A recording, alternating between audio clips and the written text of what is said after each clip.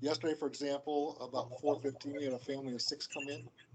And about 4:20, we had a couple, they say, hey, you guys got like 10 minutes. And so what we're doing is we're not giving everyone in the community a chance to use the pool. Since anybody that works is not allowed to, and it's just for us retired people. So I would respectfully ask that we move it. And, I was a lieutenant and watch commander, and I always told my sergeants and deputies, don't come to me with a problem unless you have a solution. So what I would suggest is we keep the morning person, let them, the employee, let them continue to open as they are now, but just extend our afternoon guy. Let him come in a little later because we don't need anybody in there during the day. We can pretty much self-police the pool ourselves. Uh, and then just have them come in later and close up at 7 instead of currently 4:30. So that's what I would like to request, and thank you for hearing me. Thank you. All right, next up is George Lamar, same Gateway Pool Hours.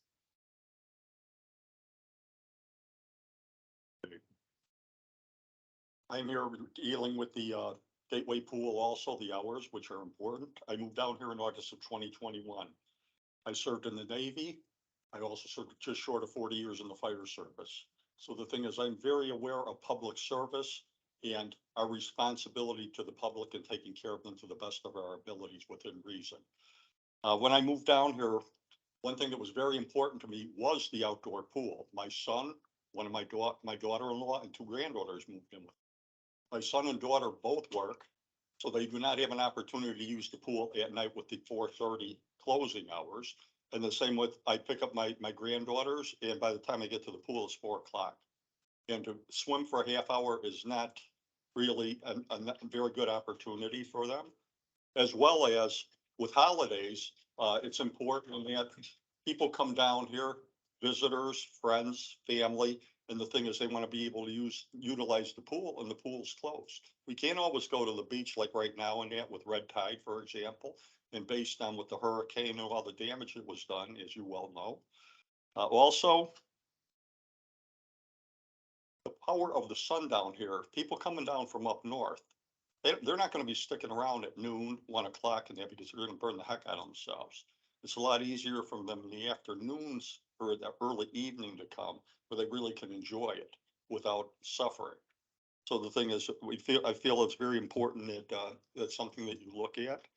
One of the other things, and I'm not trying to be disrespectful, but the thing is, if there was a budget was already passed for 2023, what is the reasoning that things have changed all of a sudden midstream? I do not fully understand if it's already budgeted for the year of 2023. Also, one of the things too, and we want to work with you as well as you work with us, is, for example, communication. Just for an example, on Tuesday, that there was a problem with the backflow preventer was leaking. Fully understood that it's got to be taken care of. That takes priority over us, absolutely. But the thing is, we were informed that it was known about a number of weeks before, but there was no communication to let us know. And if you let us know, this way people will not get upset. They will not come to the pool, or if they can't, they'll have a good idea ahead of time that they know. So that'll avoid any type of problem. So the thing is, basically what we're trying to do is, if we can keep the pool open longer so that we can utilize it, we'd be highly appreciative. And we'll work with you guys. We're not trying to be argumentative or anything else. This is something that's important. Also, in that health wise, I had a heart transplant in 2016. There's 2 things I really can enjoy, and that's one of the things I really look for was the pool, because I can swim and I can walk, and that's important for me to keep my health. So I would really appreciate if you would take into consideration these items and look out after us and work with us, and so that we can increase the hours of the pool. And again, we'll be happy to work with you. All right, thank you. Thank you. And our last one is Gail Thomas.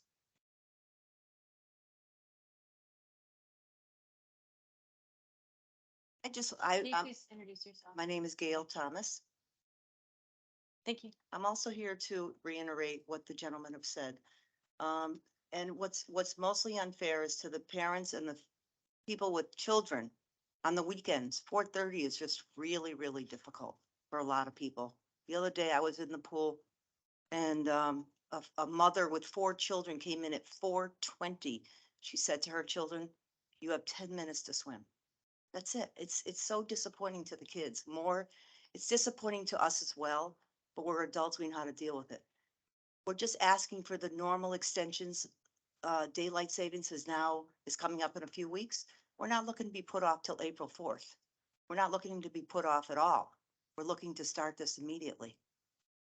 We're only asking for a couple more hours.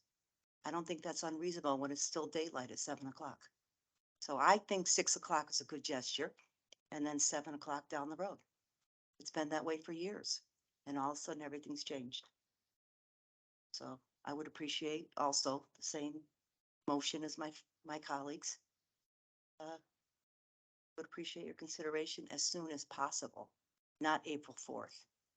That's what we have proposed to us. The next supposed meeting or agreement of terms was April 4th. Okay, thank you. Thank you. Do you want to touch into, do you want to give them an update on the conversation that you and I had at the office? I was gonna do it under district manager items unless you. They usually leave, so I Okay. prefer that we do it now, yeah. so then Yeah, so if they we, want to leave, I mean, I want them to stay, but I know they will, Yes. so. so we met with, on Valentine's Day, the group, the task force group, and Dave Ruth has been really the voice of the main point of communication. He's disseminated the information back to the group. And Um, which task forces?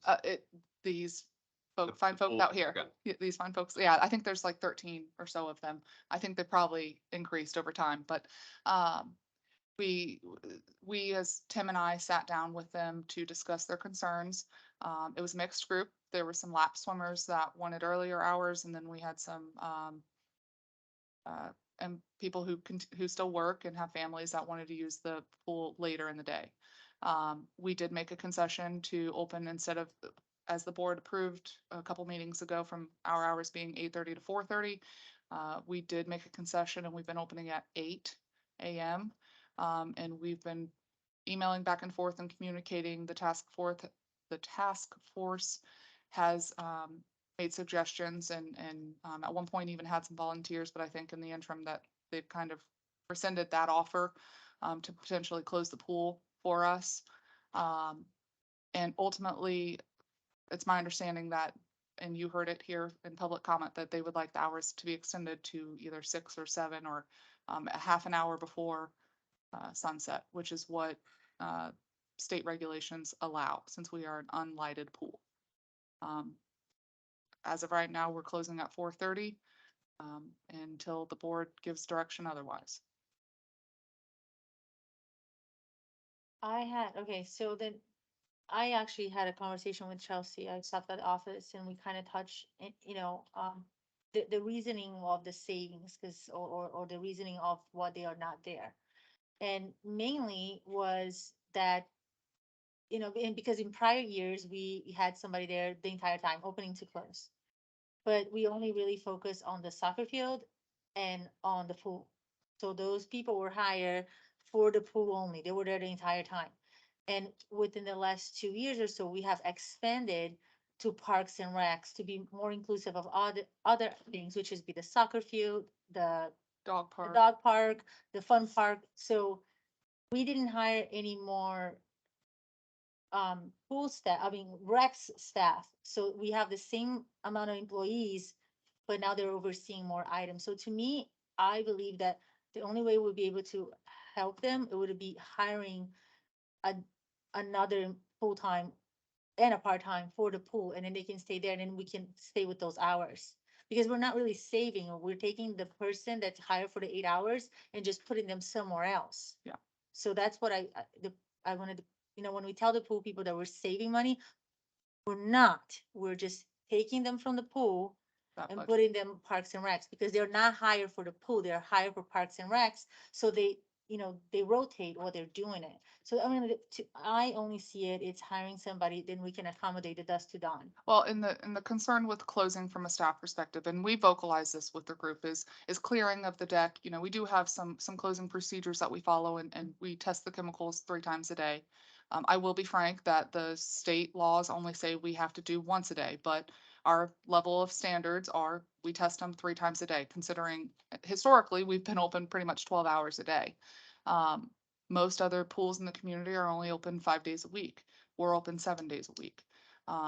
But dedicating staff, we don't want confrontation. We know that there's been some issues recently of people jumping the gate. So we think there are some physical and technological advancements that we can implement to help alleviate some of these issues. But regardless, we still have to have somebody there to clear the deck to be in line with the rules that the state set out.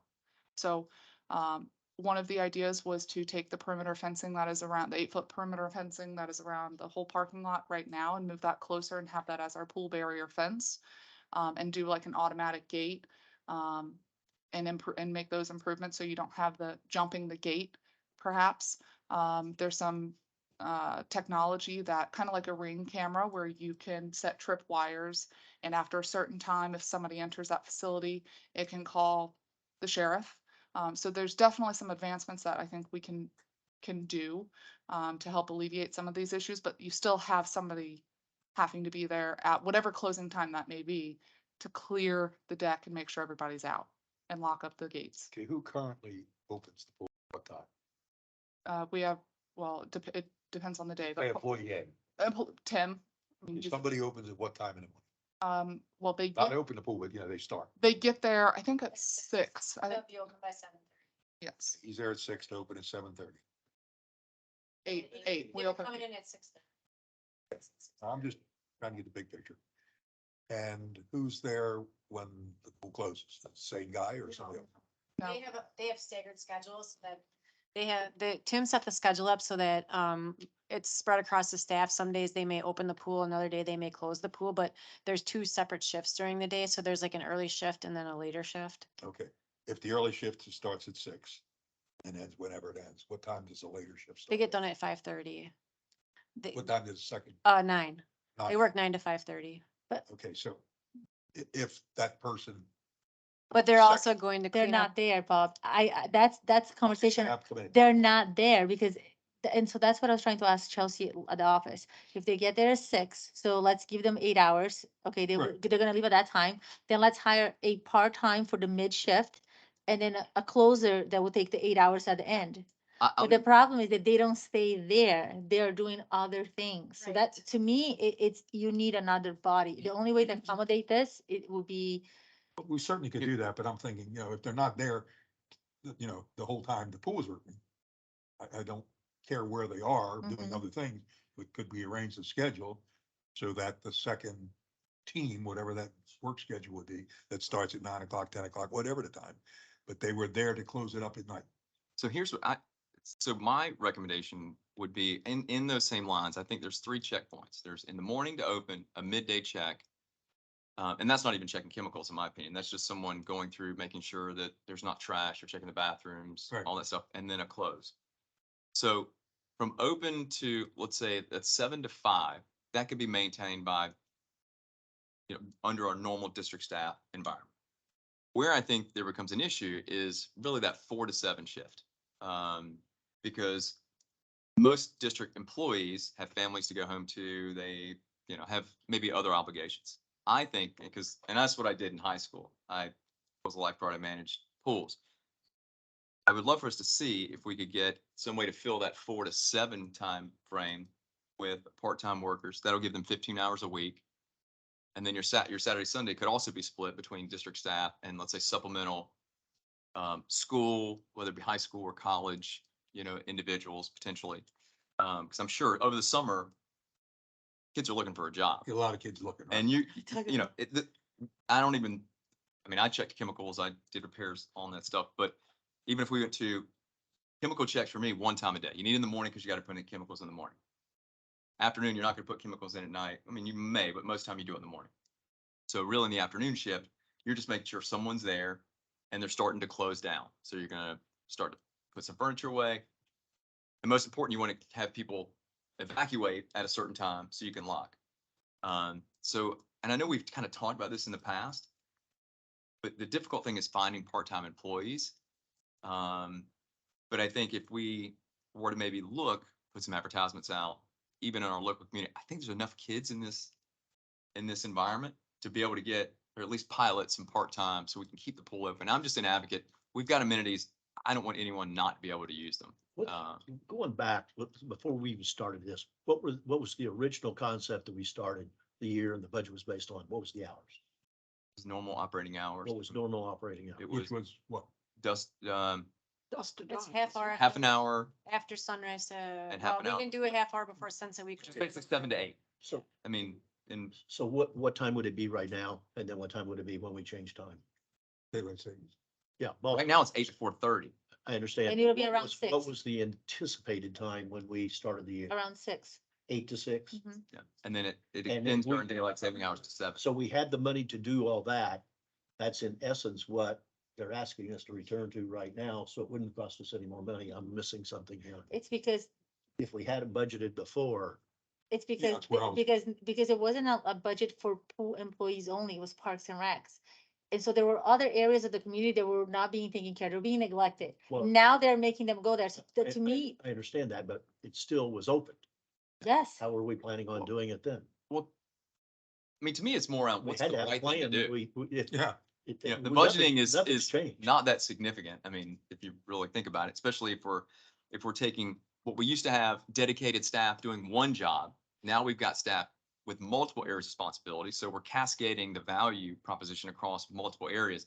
But what's the right thing to do? If we've got amenities, we need to have those amenities open They should when be- staff, when our residents are going to use them. You know, it's like if they were to absolutely. during the summer, if they still were to close the golf course down at 4 or 5 o'clock, you'd have 3 or 4 hours of use that you wouldn't be able to get. And you'd have piss people off. It would So, never fly. Maybe I could plan 3 hours then. We did talk also, regarding reaching out to the school. Yeah. So I asked, I said, can we send out the email, because they have 18-year-olds, maybe they wanna do a part-time. So reach out to the school and then the principal, both of them, because we have 2. So we did talk about that, but we are looking for somebody that's at least 18, but there would be 18-year-olds at the both And- schools. But directionally, if the board said we want to extend the hours back. Okay, then the details. Yeah. And how that's done. And I know the staffing is tough. I mean, because I think staff wants to keep, everything open I'm whenever, glad but it's they're been trying to save difficult to staff. I think that's been the real problem. And if there's been an opportunity to maybe, have To be honest, I understand where these folks are coming from. I really do. We have red tide right now. The beaches are a mess. And this is, some communities don't have a pool.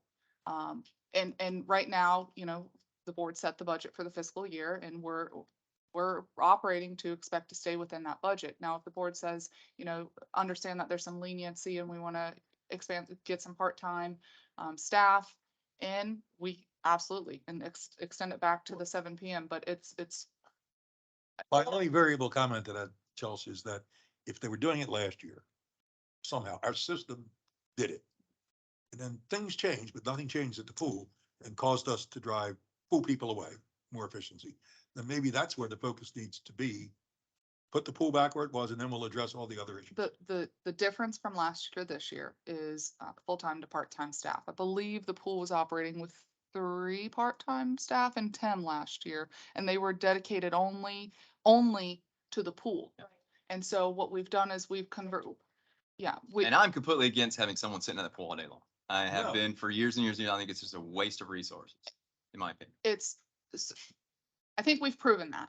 So why Consider- can't we just go back to the way it was? So we've had full-time staff to, if they go, I mean, we can look to adjust schedules, but if we go over 40 hours, it's time and a half. Now, if we hire part-time employees, then, we don't have to worry about paid holidays, time and a half, benefits, that kind of stuff. So, if the board would like to Well- put it in that direction, we can look to get another part-time individual, hopefully fill these gaps. In order to make it simple, I propose we go back to last year's hours, factoring in daylight savings.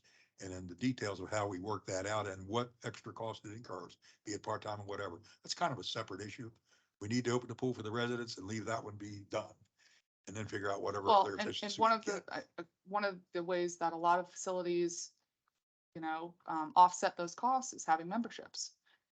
Now, I know that's included as part of the We can non-ad talk valorem. about that next year. That's another issue and a Yeah. good one. I think if Good. we can just get through the summer, we readjust the hours, get through the summer. And if we burn through 70% of our budget, all right, then that's a budgeting conversation. But I think, I think we should look at, because we're never going to increase That's been the conversation is, like, to be quite honest, we don't have the volume of participants at the pool that we should for a community our size. So it makes it difficult to justify spending when the amenity isn't being leveraged at its maximum potential. But we will never increase volume by by restricting access And- or limiting access. I think truthfully with the proposals of the fencing and of the technology, because the big issue right now is we have a small white picket fence that anybody can, well, most folks can jump over. I probably can't jump over. But most, yeah, most folks can jump over. And so, Is that, that really an issue though? Yes. that is an issue. We had an issue last weekend or the weekend before last, that they either snuck in or they jumped the fence. And so But that's, I mean, Don't we pay Lee County Sheriff's Office to be detailing? We just need to. we ask don't them to go pay there? for them for security. So Okay, that's where, Bob, is that a motion? Yes, I'll second that motion. I missed the motion. the motion was that we revert to last year's hours. let's be including very the clear on upcoming- what those hours are.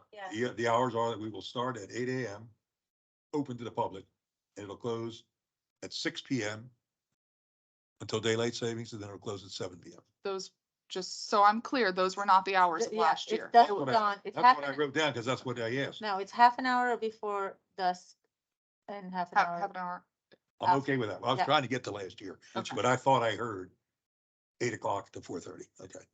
My bad. Change the motion to a half hour. Yeah, and just point of discussion. Okay, between then staff would you and business. restate the I'll motion, restate please? the motion. We open the pool half an hour after sunset, or after sunrise, or 8 o'clock, and we close it a half an hour before sunset.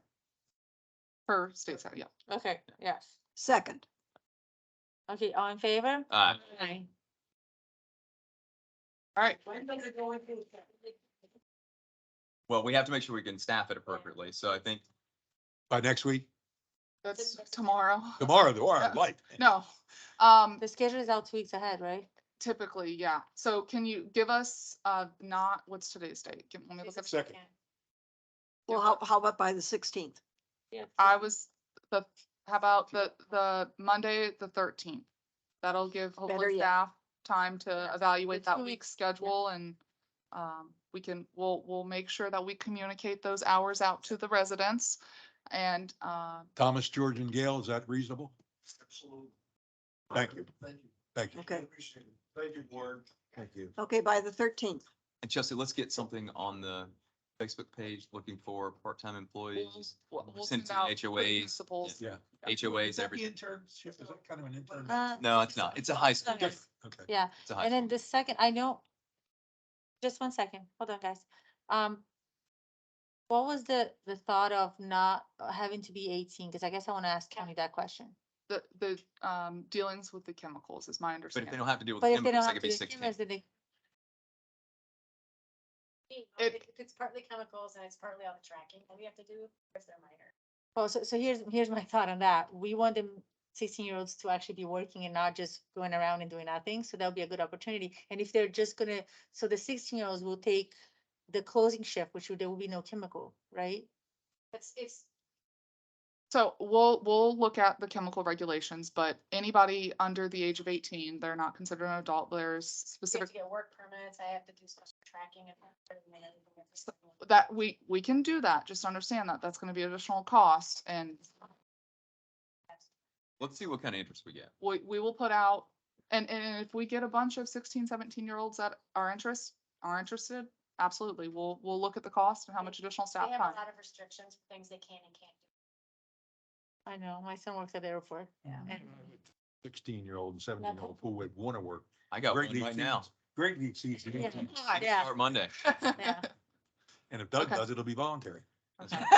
When she asked if Mikey's on today, I was like, oh. Well, and Free. something else to consider is, high schoolers have to get, if they want, Florida Bright Futures, they have to have volunteer hours. So that's something else another path that we can look down. I like that. I do too. All right, so we're All good. right, so the 13th, will be the day that we put it back to the half an hour before sunset, half an hour sunrise. Before sunset, half an hour before sunset. Half an hour after sunrise. So we still may have to have our maintenance. Then we have a half day. We had that, which is next Tuesday, we have the scheduled half day of maintenance. I would keep that as is Tuesday. No, I- He changed it. He changed it to back. Sunrise, yeah. sunset. Yes. If you want to speak, then I'll ask that you come to the podium so we can get it, because otherwise. I think what we can do, I know she's asking to have specific hours. It's really hard with the way the sun is right now. What we had done in the past was that Tim would post the hours on the sign in the park and we would keep them updated on the Facebook page as far as when the sunrise was and what falls within the parameters of that criteria. So people knew when the pool would be open. 8 to 7 during the summer is just pretty clear. Right, but right now we can't do that, especially with daylight savings time. So with the sun coming up later. 6 and then but- it's adjusted. to 8 to Yeah. 7 for I daylight. think, I think we understand the intent. Yeah. They want consistent, and by the 13th, there will be daylight savings, and so we will work with Tim and staff to have a consistent time.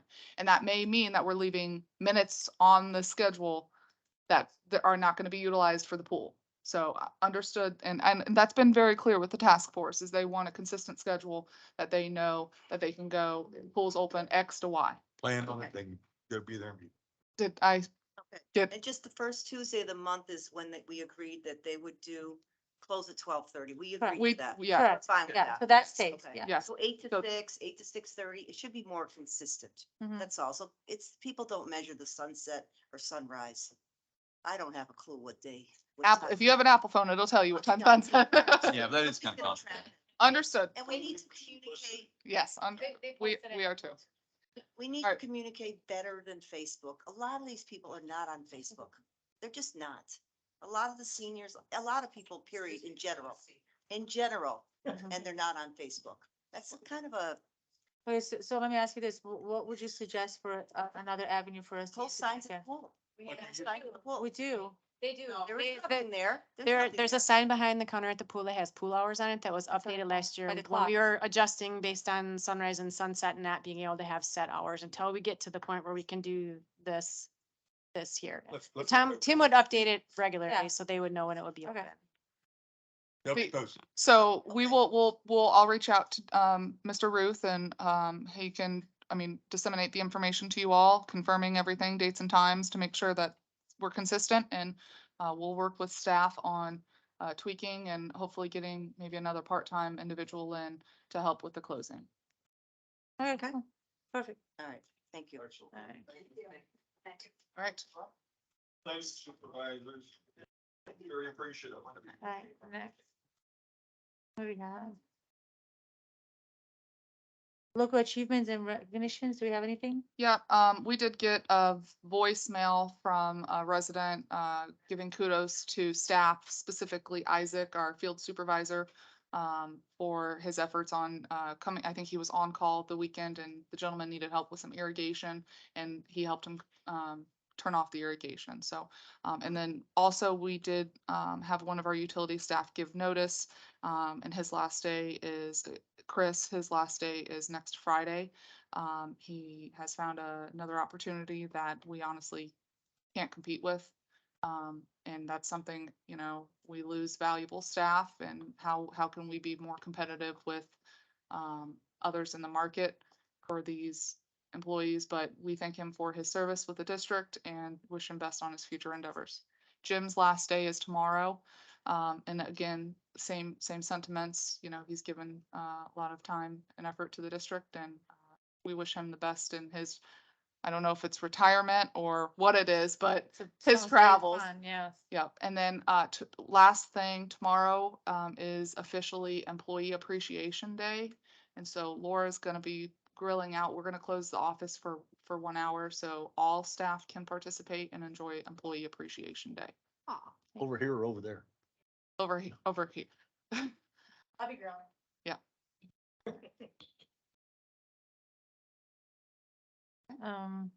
Advisory committees and items to report. Yes.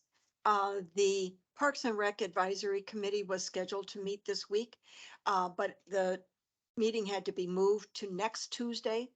I was planning on going this week, but I cannot go next Tuesday at 2:30. And I was wondering, is there any other commissioner that might be able to go there as a liaison from the board?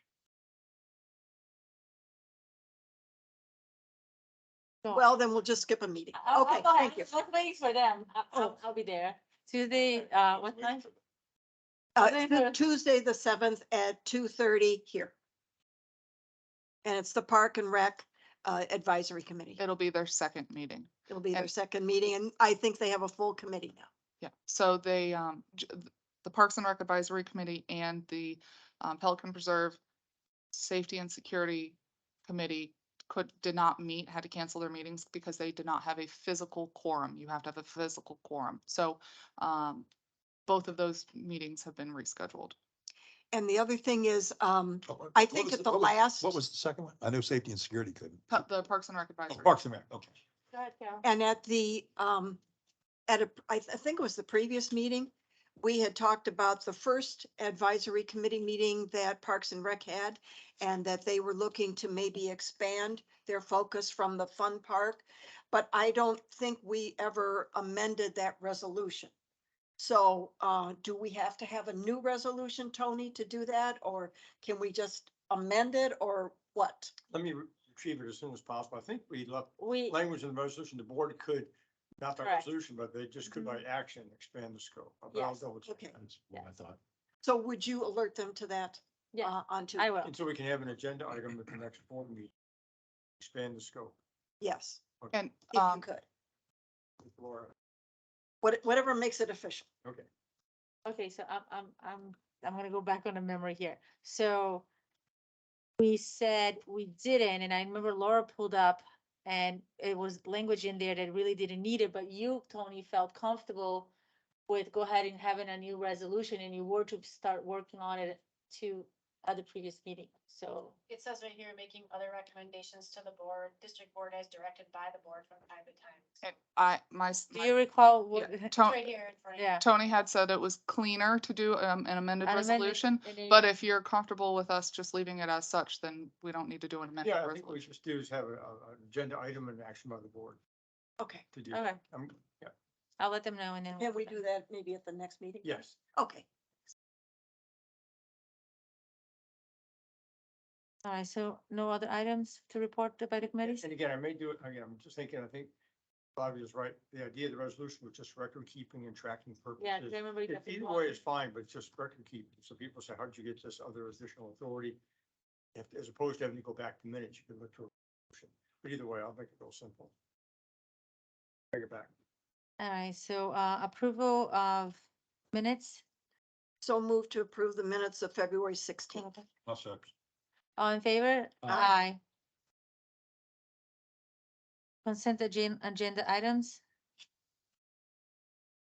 Said tree killing, 300 pages of paper. Yes. Hmm, A No, motion to approve consent agenda items A and B. and then. And then we added the resolution 2023-21. That's Tony. Yeah, Okay. I'd like to have a separate Alright. discussion of that. Yeah. So I have a motion, and do I have a second? Second. All in favor? Aye. District engineer, it's not here.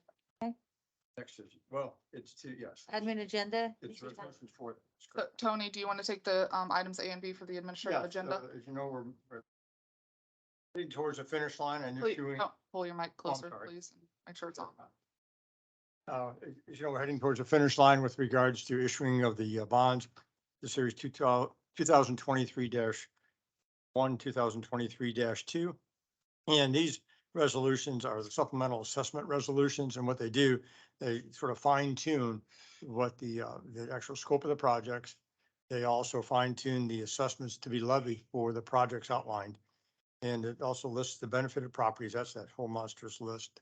And it also lists the maturities and coupons of the series 2023-1 bonds. This is at least as to resolution 2023-15 for the Gateway Assessment Area.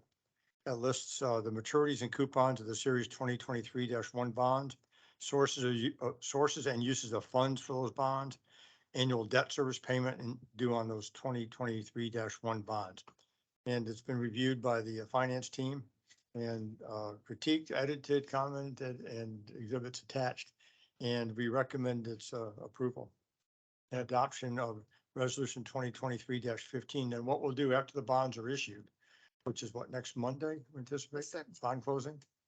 Yeah, and then I will prepare, I'm preparing a notice of special assessments as to each one of these separately. That will be recorded in the public record, so it gets picked up in any title work that we have these special assessments levied and imposed for these two particular areas. I'd make a resolution, make a motion to approve resolution 2023-15. Do you want to do them separately? Yes. Yes, And one little caveat on this. A lot of people ask me about this stuff and I can't find this, I can't find that. I'd like to take, because these two deals they're big. They're really big. I think these documents should be hard copied, color photos, the whole kit and caboodle, sitting in the office over there for public inspection, where somebody can come in there and they want to read this stuff, they can see it. They can see the tax assessment rolls, they can see everything's right there, and you don't have to go chase minutes of meetings and put in public records requests and all that. This is so important. This needs to be available at any time for the public. That's a So great that's my idea. motion. I'll second that. Favor? Aye. thank you. The next resolution is resolution 2023 -16. 16. With regards to the series 2023-2 bonds, series bonds, and those involve the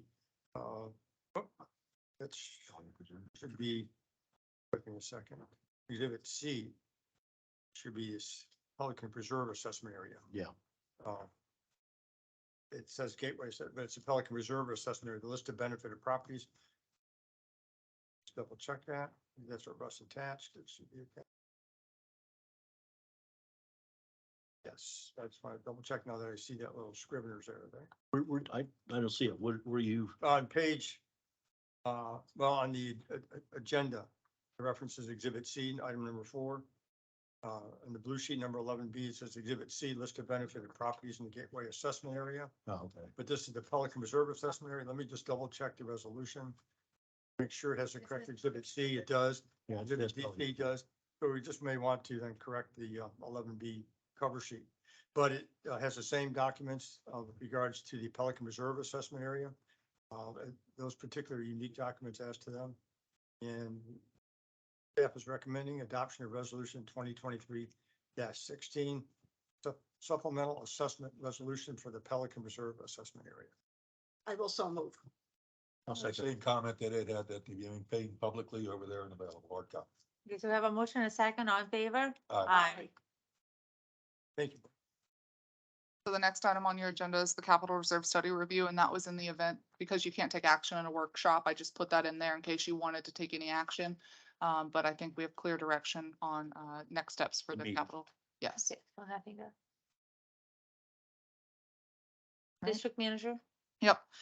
So at the last board meeting, the board approved the allocating funds for a meter pilot project, and we did receive a scope and proposal from Arcadis to the tune of $55,401, which will essentially help us draft a pilot project scope and oversight of the pilot project through award or through approval of from the board in implementing this pilot project.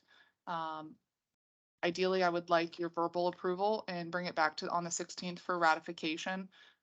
Because at your last meeting, you guys did allocate funds. This will help us get the ball rolling and get an RFP drafted and out to implement a pilot project for water meters. We're asking for this not to exceed $55,401. 56,000 or 60, Yes. not to exceed 60. You gonna make that? I'll make the motion not to exceed $60,000 for the water meter project pilot.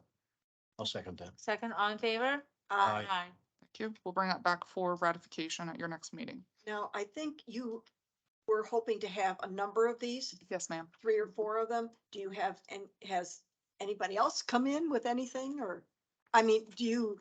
It's the only. You pilot. had Yeah, one. Is this the you only had one person that's even exception. interested in this or? So what will happen with this RFP is essentially this pilot project will be it'll go out and any vendor who wants to participate in this pilot project for, I think, 100 or however many meters we dictate. for a set time period. We'll analyze and assess. So we're not going to restrict the number. I think we were looking Okay. at potentially, I'm looking at 3 or 4 is what I remember. yeah, there about probably 5. Okay. It honestly, it depends on the budget and what these proposals come in at. Of course, you all have set a budget, so we're gonna work to stay within that budget. But we don't want to restrict anybody because But they would have to participate they would have to to participate. be considered for the project. Yes, sir. So you would have this, Well, I guess my question is, do you think there will be others? yes, Okay, thank you. So absolutely. there's a lot of people in this business, There's, at least 5 or 6. yes, yes, At least that. Okay. yes. Question is, do they want to? It's a pretty narrowly focused field, really. Yeah. But there's a lot of people that need it. So we went over the resolution for the, SRF, so thank you for that. We did receive the 60% design of the admin building. Staff is, reviewing and giving comments back by tomorrow. The engineer has to get to, 90% by March 23rd. We will have the 60% design for your review at the March 16th meeting. Hopefully we'll be able to get some comments back from you. Minimal comments, since they are going to be plugging away towards 90%, and typically at 90% is when you submit for permits. So we are holding Tetra Tech accountable to the schedule. As of right now, they have to make up 2 weeks. But we still think that we'll still be able to meet the original schedule set out in, the task authorization. I will tell you right now, they are looking at adding a potentially 30% contingency on this because of how volatile the market is. Now, that depending on how these bids come in, we're gonna be close to budget, if not over. But hopefully by the time this goes out to bid, the market will come down and the prices, as well as the prices. So, Have we got the land acquisition resolved? no, we do not. That was, are you We, talking about Hampton? so we are Yeah, working, that's- we signed a task authorization with Brady Minor to provide, 3 surveys essentially and exhibits as for the easements. And until I get those, I don't want to necessarily approach Hampton Park. Cause I want to be able to show them exactly the encroachments that are on our district lands. I thought it was bad, but I did not think it was that bad until did you see it? Yeah. No. It's at the sidewalk. Yeah. Have they got flags out there? Yeah. Yeah. I'll look. Yep. So, When I thought. You'd be It's shocked. gonna be a problem. yeah, it's a good chunk of land that the monument's on and all of the landscaping. So, I already gave the update about the task force meeting.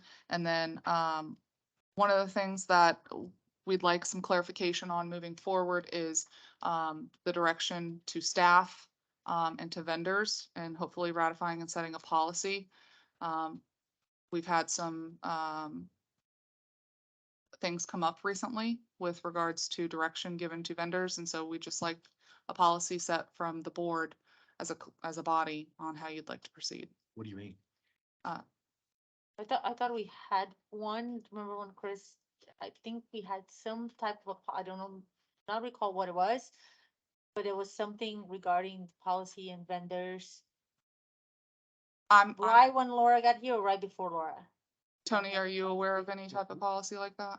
I don't know if it was Policy and form, I vendor. think it Trying to recall. I think it was a board discussion and the board direction. I think it was just direction. I don't think there Yeah. was ever a formal Yeah, policy that correct. direction for vendors came from staff or the board as a whole and not a single board member. I'm still Yeah. trying to figure out what's the issue. Okay, let me explain here. I think this is the one with Passarella.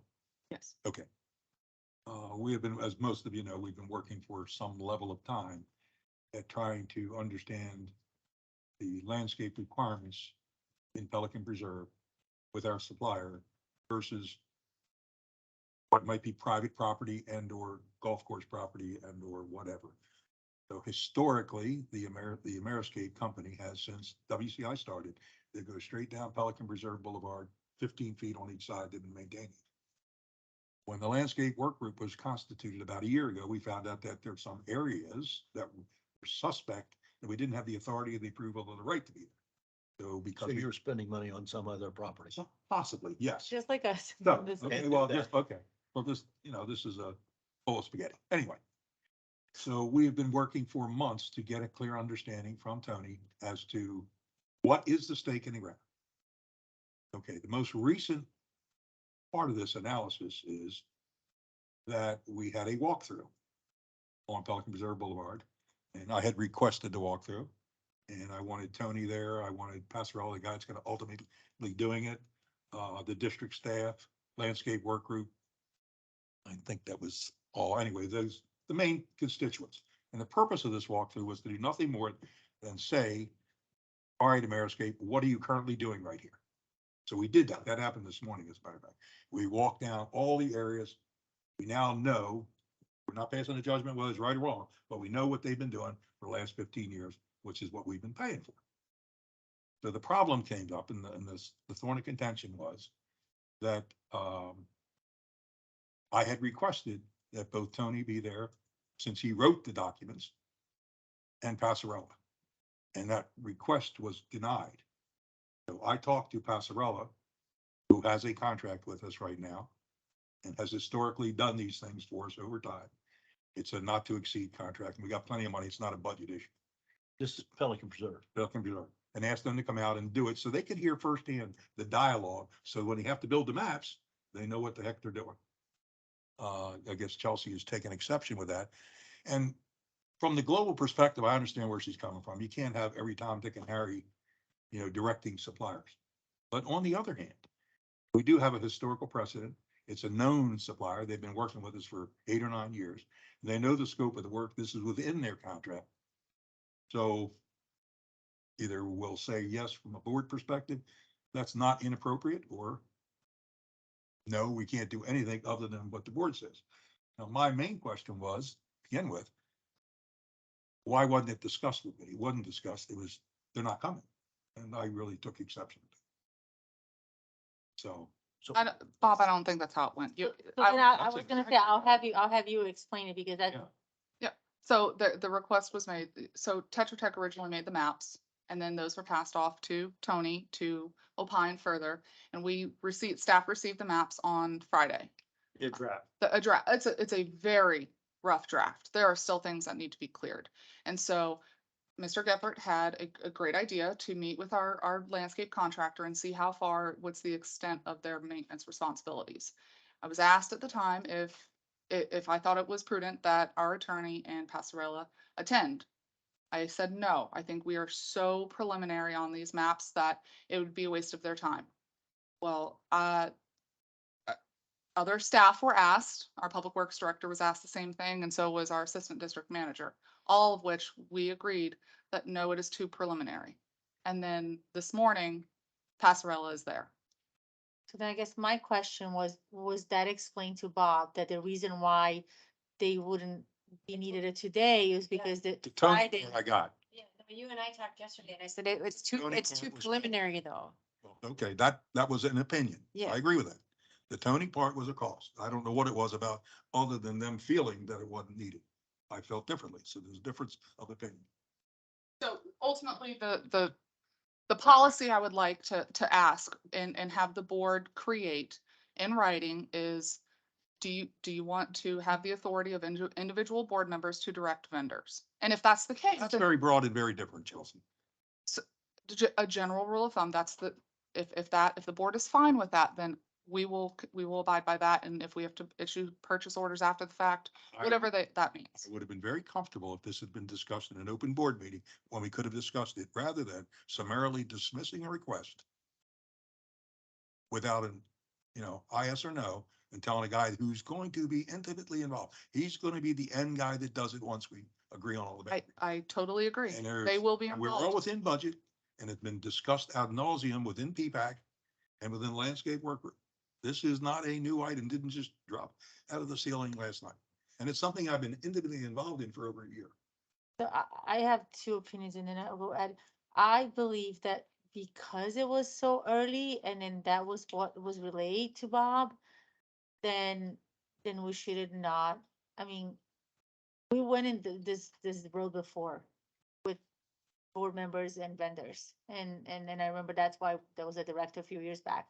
So I can totally see if there's a disagreement, but I think an email or something should have come out of it, and then we would have a say.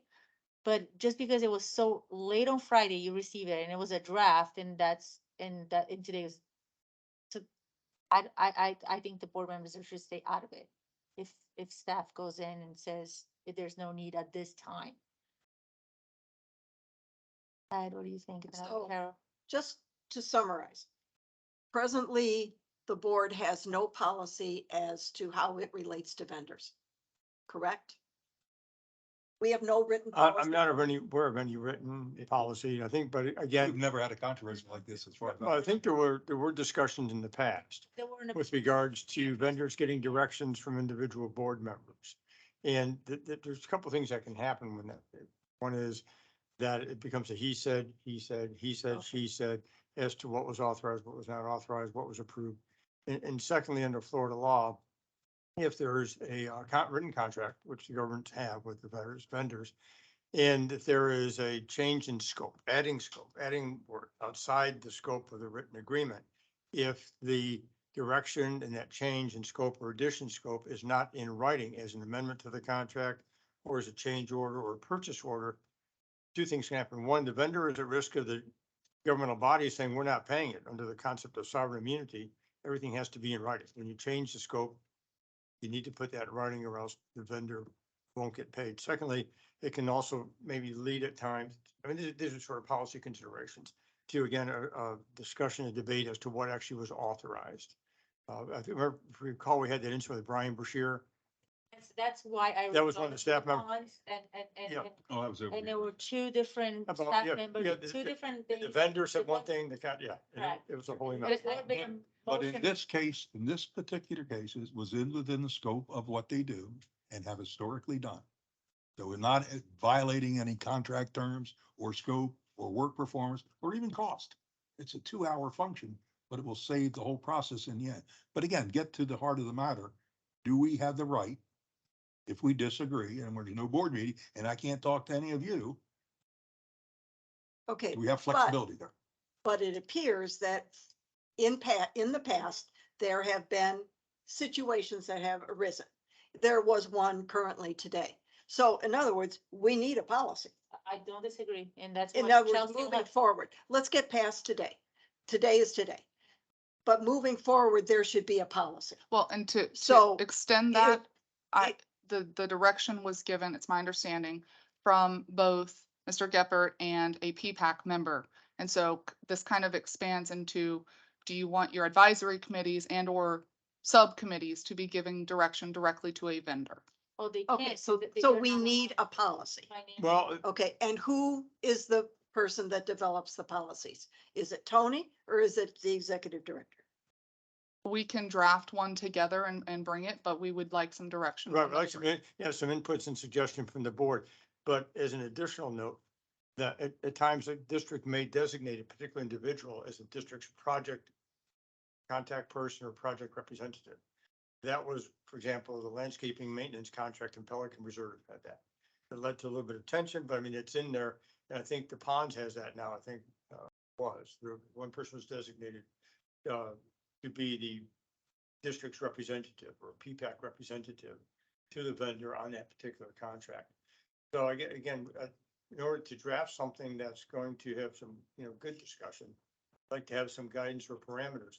Is it, again, if one could be that if it's within the budget and it's, and then the scope would be in the contract scope, then it could be, okay, and as long as it's communicated, say, to the district manager or staff. If it's going to be outside the budget, then that's a different Different thing.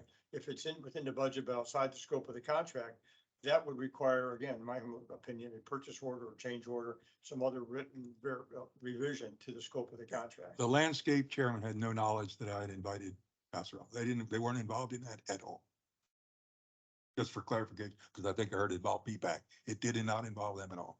Mark was going to be there regardless. Yeah, Mark was It invited, had but nothing to do with, Passarella told me that Peggy Hall.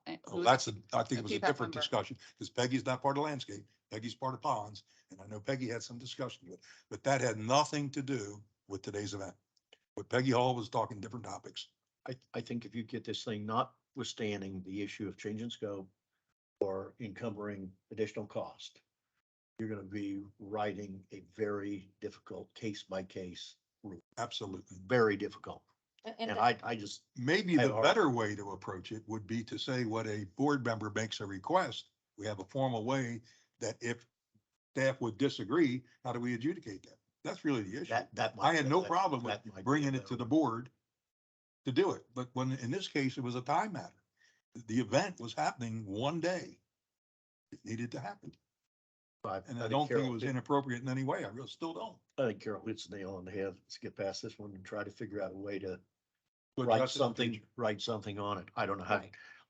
I remember this except because several years ago, I thought this is a waste of time. You're never going to put this, go to Washington and get some of those morons up there to write it because this is what it's gonna look like.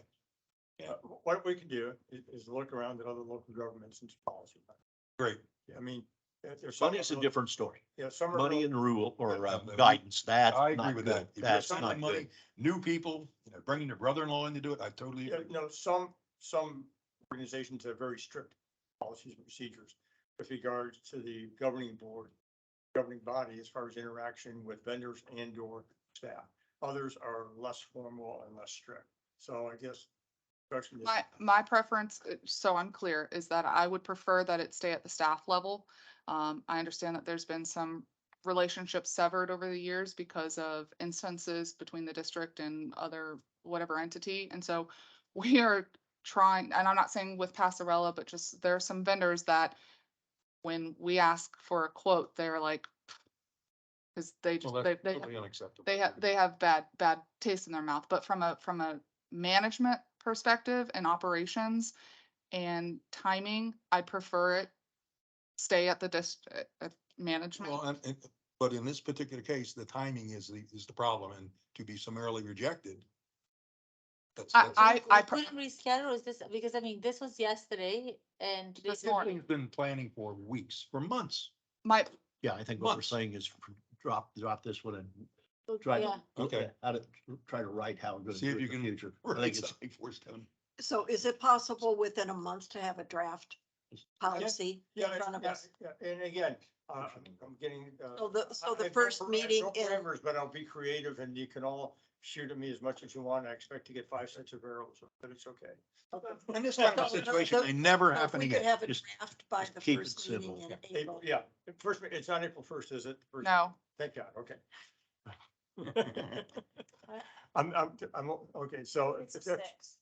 Okay. so by is there any, is there any direction or April- input, or any you just want parameters input, yeah. any parameters that you'd like to see, or just Come up have with Tony? Something, bring it to us, we'll give you feedback.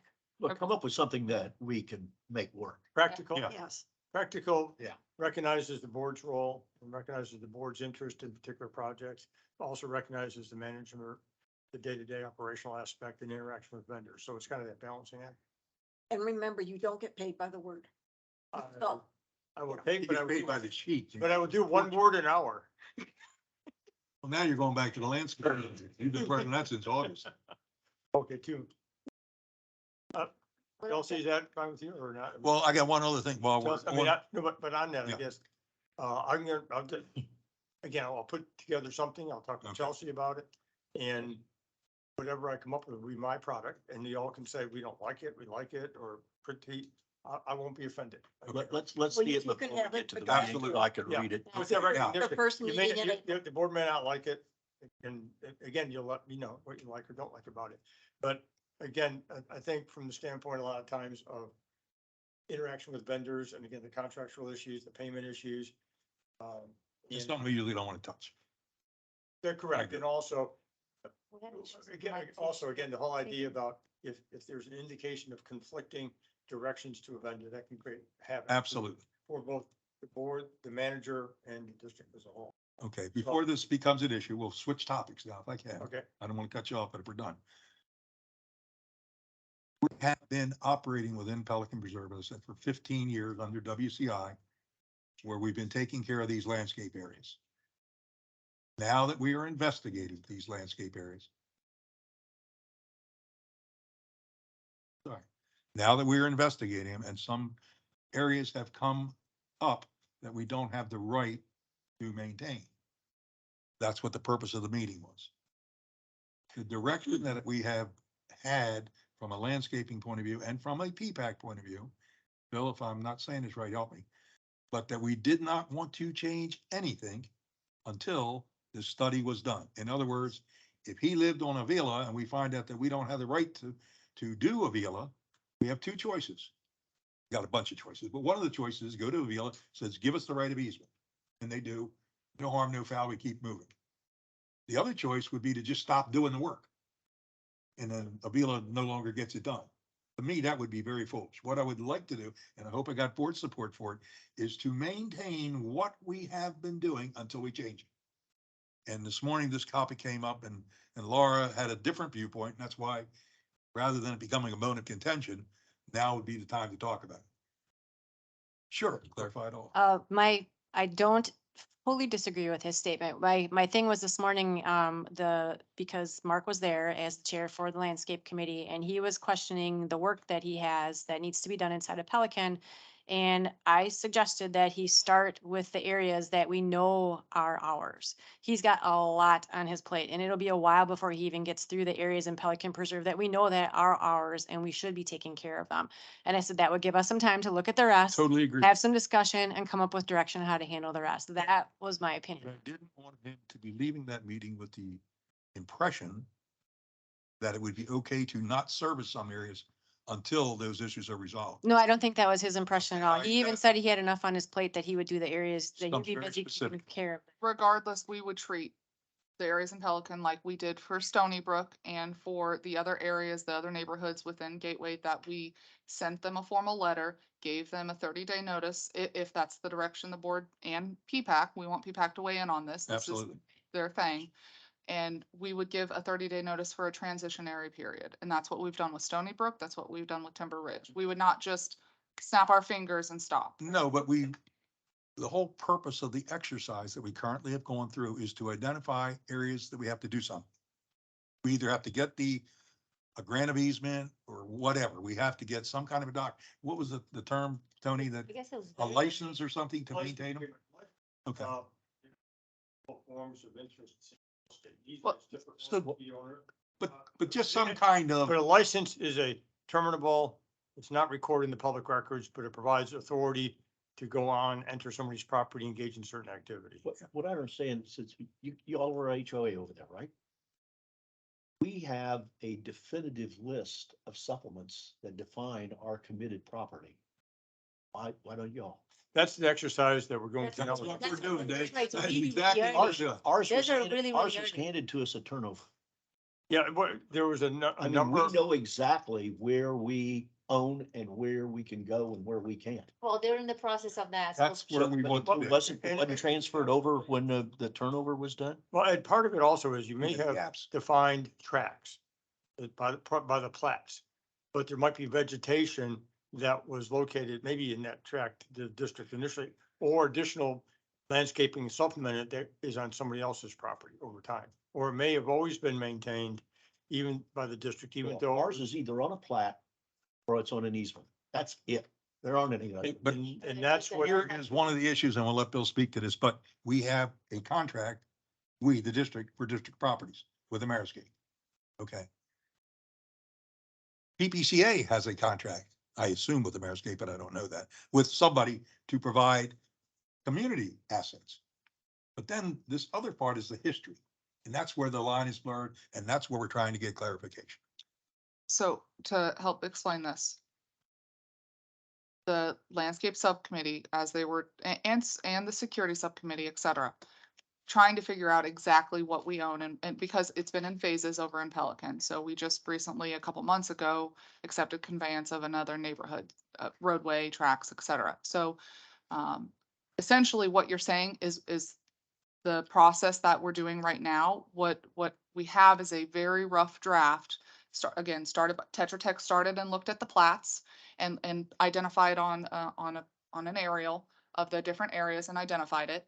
Tony took that and he went a step further and looked at all of the, what do you call them? Well, a number of requisitions and other Right, okay. documents, which have some easements and some assignments that were But not, those have to be recorded to be. Yeah. those are Yes. recorded. So- Tetra Tech didn't have that available. So Tony did. so Tony has done that and has provided And you overlaid those. a very rough Or draft. or Like it corrected is them, yeah, made some edits, yes. very rough. We still have some things that are in question. So really what today's meeting with our landscape contractor, Ameriscape, was to determine to the extents of which they're maintaining. I don't care if they're maintaining 5 feet or 15 feet. And do we know if we have the right to be in this area? We know near a villa, we do not have that right. So now we have a list of areas we've been maintaining historically that we don't necessarily have the right to be maintaining. Correct. So next steps would be to formalize the map with Tony's got to look at a couple other things that we have identified.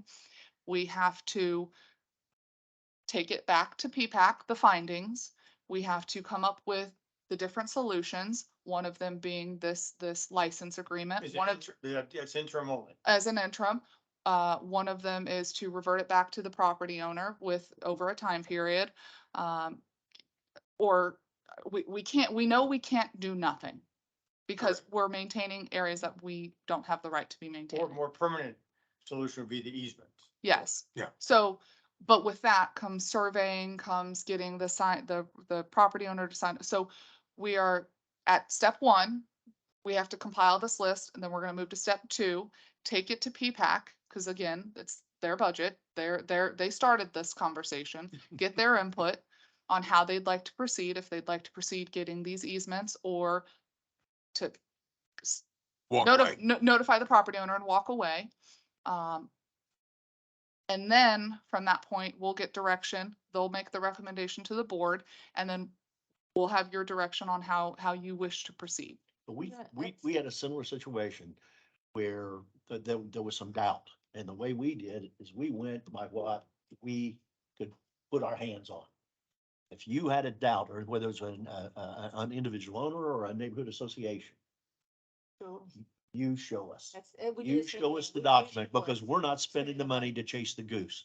We are of the But opinion that did we're you right go to and we're not is chasing that it. Where you were doing it and then you just all of a sudden stopped? Is that what you're describing? No, this was one where they came in, at least I think the original board of ours at the time of turnover had a pretty good idea of what We the had limits none. were. That's the problem. And that, And the only thing I don't want to do is just pull the rug out from a community with our community association and say, oh, by the way, we did this in error. Now it's all on you. That'd That be the very that last is thing. not the intent from No, Okay. any, Well, that's why I wanted to get clarification. that is not We the. maintain no. the status quo until we change it. We would notify them like we've done with, set the precedence with Stony Brook and Timber Ridge. The We- last- And the areas that we knew we should be working Absolutely. with until we could get the rest sorted out. I Absolutely. didn't say don't do the Yes, other we make ones. sure it's We're not- here with the stuff that you know you can do. I heard different, when you said it, it No, I registered said differently start with with me. the things that you know I, you can do. and I didn't argue about that at all, but I was very you- specific you in that. Definitely, Been waiting. You have, definitely Yeah. need a map. going forward, maybe more on the written, if there's, a follow-up, I mean. They'll all be written going No, forward. but I don't even, there's a phone call, then a follow-up or recap on an email. Because then if you guys talk, and then Bob can say, here's a follow-up on that, and then she can say, yes, absolutely, or no, Bob, that you missed it, so it was. It's different than. Yeah, it than was, past save us time here at the meeting. Okay, let's give Mr. Sirico a couple minutes. Sure, I will, Just- Bob. Thank you, Madam. Thank you, Madam. Thank you, Madam Chairperson. Bill Sirico for the PPCA. There's an awful lot of we's going around here throughout this entire conversation. The one we no one has ever mentioned is the Community Association. It is not the Pelican Reserve Advisory Committee that makes the decision as to whether we will or not cede or acquire rights to maintain property within our association. We've never been involved in any of these conversations. This has been done between council and Mr. Gephardt, not complaining about that. That seems the way things go when it comes to Pelican Preserve. But we've not been involved at all. We have no idea where you are in this process. We have no idea what the risks are to our community. We have no idea what the impact on past taxes and accumulated budget surpluses are if you make any changes, nor do we know what the impact is on future taxes. This is a discussion that requires a bigger audience, and I do not understand why the Community Association has not been involved in any of them. You Any. don't come to PPAC meetings? You've never heard any of this discussed? I've heard you and council and PPAC discuss it, and we've never been asked our opinion or for our input, ever. Madam Chair, when- may I make a comment? When the bid went out, they Bob, only bid Bob, GSCDS. If I make a comment, when you looked at me, Mr. Sirico, I'm Yes, sir. not being presumptuous, assuming that any party that has the real property over which the district doesn't have an easement but is maintaining it will grant that easement. This is a data gathering process between staff and communicating with Mr. Gepper, but Laura and I took the Tetra Tech map. I've been going through the old files from 03, 04, 05 and forward to at the staff level come up with what we believe is a map that we can then present to PPAC. At that point in time, of course, there'll be a dialogue with any other property owners that Well, have. I'm hearing things- Excuse me, if I may. Okay, of course. Any other property owners that have property where landscaping is located, where the district is currently maintaining, for which the district does not have an easement or the fee or anything else. Includes the golf course, includes a VIA, includes Verona, I think, and includes a PPCA. And So Big Turner those, Farm. all those parties are gonna be at the table at the end of the day, in my humble opinion. I- So I- we're at the formative initial stages, in my opinion, board, as to where we are on this. That's why- Tony, I totally agree. Tony, I totally agree with you. When he addressed his comments to me, so maybe I can answer him, Let me please. chime in 1 second. That You is got why I it. mentioned we are so preliminary in this process. We, staff, just got these maps on Friday and they're not complete. So, So again. But I'm hearing a discussion here of staff mentioning 30-day notices to the community if we have to make changes. We are way ahead of the schedule and process to even consider that kind of stuff without some sort of deeper dialogue between the parties that are affected. I'm shattered that you even brought that up. Well, I believe the 30 days will be, I mean, to me, this is no different how we're doing it. The 30 days will be after they do all the study and everybody agrees that those are the areas, then a 30-day notice will go out. If there's more time that needs it, then we'll work it out that one. Are you committing to that everybody agrees? That's the word you just used. So as of right now, we did not have pushback from the two that I know. We had a meeting because there was a misunderstanding with Stony Brook within the line. And when we sat here, because I was part of that meeting, by the time that Chelsea was done explaining and we looked at the plat and of course there was pushback and it was off. So the only two that I was a part of it, it worked out. I don't even know if there would be any pushback. We have no information, no insight, no access to any of the data that's being discussed about this issue. We've not been But- involved. but Bill- And I don't understand why that would be. Well, if I can answer that, a contract went out to Ameriscape. And they bid it based on what they've historically been doing. They bid it based on a map provided by the district. They did it based on what On a they've map provided historically by the been district. doing. And that map or that bid covers only, we thought, GSCDD properties. We're now trying to confirm that. And we discovered, and we were part of this very early on. We discovered the fact that according to the Lee County Property Appraiser's Office, some of those parcels were not in district title. Tony explained that there's a lot deeper Right. Yes. involvement in terms of other obligations and other instruments that might give the district the right or the obligation to go in and maintain.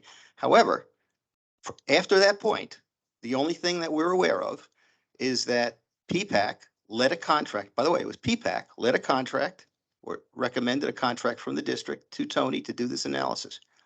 We've not heard a thing since then about progress, results, meetings. I found out by accident that you were having a meeting with Ameriscape. I asked our community manager to try to get invited just so we knew what was going on. That never happened.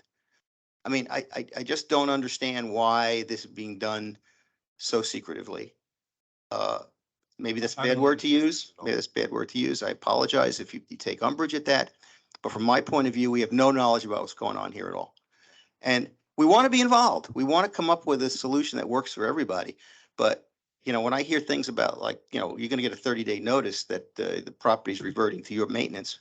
I mean, I'm going to have people burning crosses on my front lawn. They've been taxed by you for years to maintain this property and they're being taxed, but Bill, this entire year to maintain this property. you're taking that out of context. No, I'm taking it in the context that I read into it by everyone's words today. This is an issue that requires a lot more collaboration than I see happening. And nothing is going to change until we all agree. So Is that a commitment? We all agree, including the community association? to be clear, Is that a commitment, Mr. Gephardt? I want to know. If it's not your land and you don't want it, absolutely.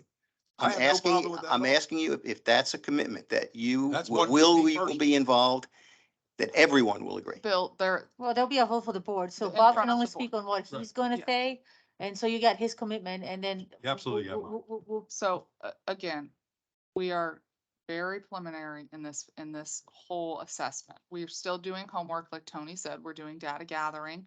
And when we have a true map that is presentable, we will reach out to all of the parties involved that would be impacted by Mhm. this. Just like we did with Stony Brook, just like we did with Timber Ridge. So we're not treating this any differently than how we've already performed. Now, understanding it takes to come to an agreement, both parties have to Agreed. agree on the terms and conditions.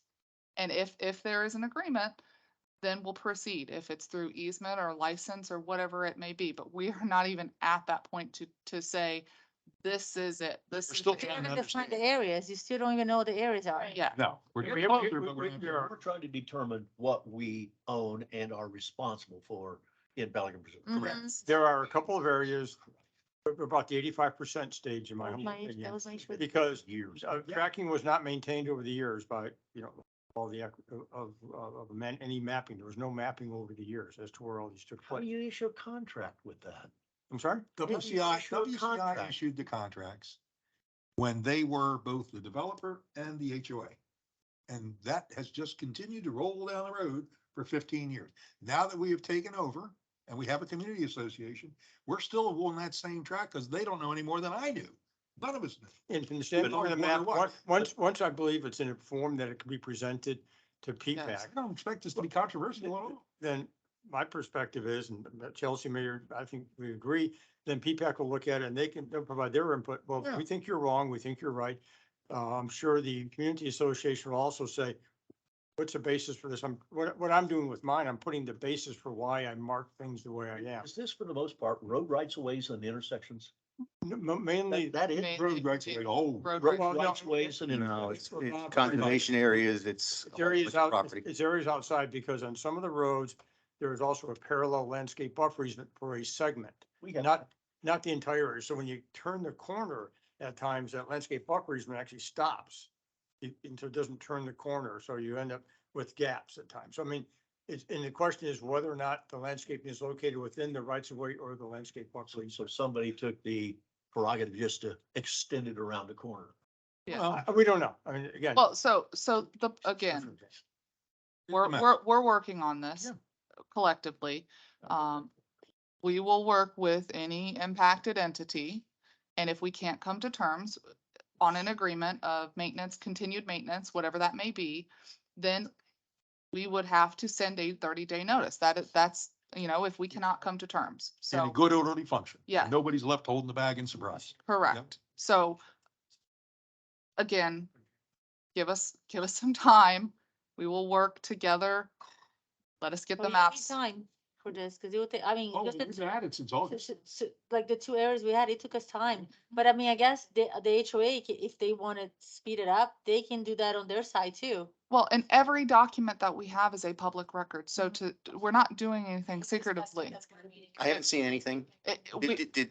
You- Is Tony's preliminary report a public record that I can Yes, request? yes, sir. Yes, sir. Okay, I'll fill out that form as soon as I get home. And the other part of it, Bill, quite honestly, is the landscaping is still gonna be performed by somebody. I mean, either you're paying through PPCA or we're paying through GSCDD, but the areas have been done. Or our residents are getting hit twice, once through our Well, I hope not, assessments and but once that's a through your possibility too. So taxes. I look at this as a bucket of dollars, and the dollars isn't gonna change. It's still gonna be done. It's just a question of which bucket it comes out of, and we wanna put it out of the appropriate bucket. Correct. And I think from, And that's Yeah. that's exactly here with the other areas. It's just who you're writing the check to, but you still same amount. yeah, and then once it's settled, it'll be settled forever. But WCI did a lousy job of documenting shit. I mean, I'm sorry, that's just what they did. If they put in another road, they just told the landscaper, go do it. If it's not GSCDD owned right away, who is it? Neighborhood associations? Well, What- Ed, that's for them. That's what we're waiting to find out. Ed, it's not generally the right of way. It's landscaping that may be behind or back behind the sidewalk. It might be outside the right of way and not in the landscape buffer easement. That's what appears to be. We're trying to Tell do them to get- 15 minutes outboard of a sidewalk, but the landscaping could be 30 feet outboard of the sidewalk, and we've been maintaining it. We need to reconcile that discrepancy. To give you you know, an example that we can probably resonate with, you know where the boardwalk is? Generally. That big piece of land under the boardwalk is still in, at least according to the property appraiser's office, still in the title to the golf course. Yeah, but. And you're maintaining it, by the way. Okay, well, that- I've learned my lesson just within the last week. But we are the Don't, only don't entity. believe everything on Okay, the that- Property Owners okay. Association. Okay, I think we've had this conversation before. There's different forms of ownership, fee Mhm. simple easements, and easements can be by a grant or by a dedication. In the case of those conservation area 6, I think that's what Mr. Sirka Yeah. is referring to. That's where the boardwalk is located. It may be owned in fee simple by WCI or whoever the successor is, but there's an Yeah. easement, drainage easement in favor of the district or conservation maintenance easement. There's an easement in favor of the district over that area, which is the dominant estate. So the fee owner is subject to the dominant estate. There's a bill of sale for the boardwalk as part of one of the requisitions way back in '03. So that's how that can happen sometime. Mhm. But so once again, there could be fee simple conveyance, dedication of an easement, grant of easement, or a couple instances in Pelican Reserve, there were assignments of dedication where buffer tracks entering a subdivision or a community along Pelican Reserve Boulevard were on the What in plat. what format were those? Well, the plat dedicated them Plat. to the Property Owners Association, but then there was an assignment by a separate recorded instrument to the district, all of those dedications. But in most cases, recorded. Similar I think, situation. I think we spent a lot of time on this particular Yeah. topic, and I think the rest will iron out. A lot of our ponds, Chelsea, just to close this up, are owned by the golf course, but yet we've been maintaining. We have drainage easements or lake maintenance easements or water So management. when you get into the ownership, it's a whole different can of worms. What else do you have, Chelsea? But just one other Nothing. caveat, when anybody looks at this rough draft, when they see my clouding and bubbling, I'm not a graphic artist. So they have to take it with a grain of salt. In the Army, they have an expression for this. Mustard? Yeah.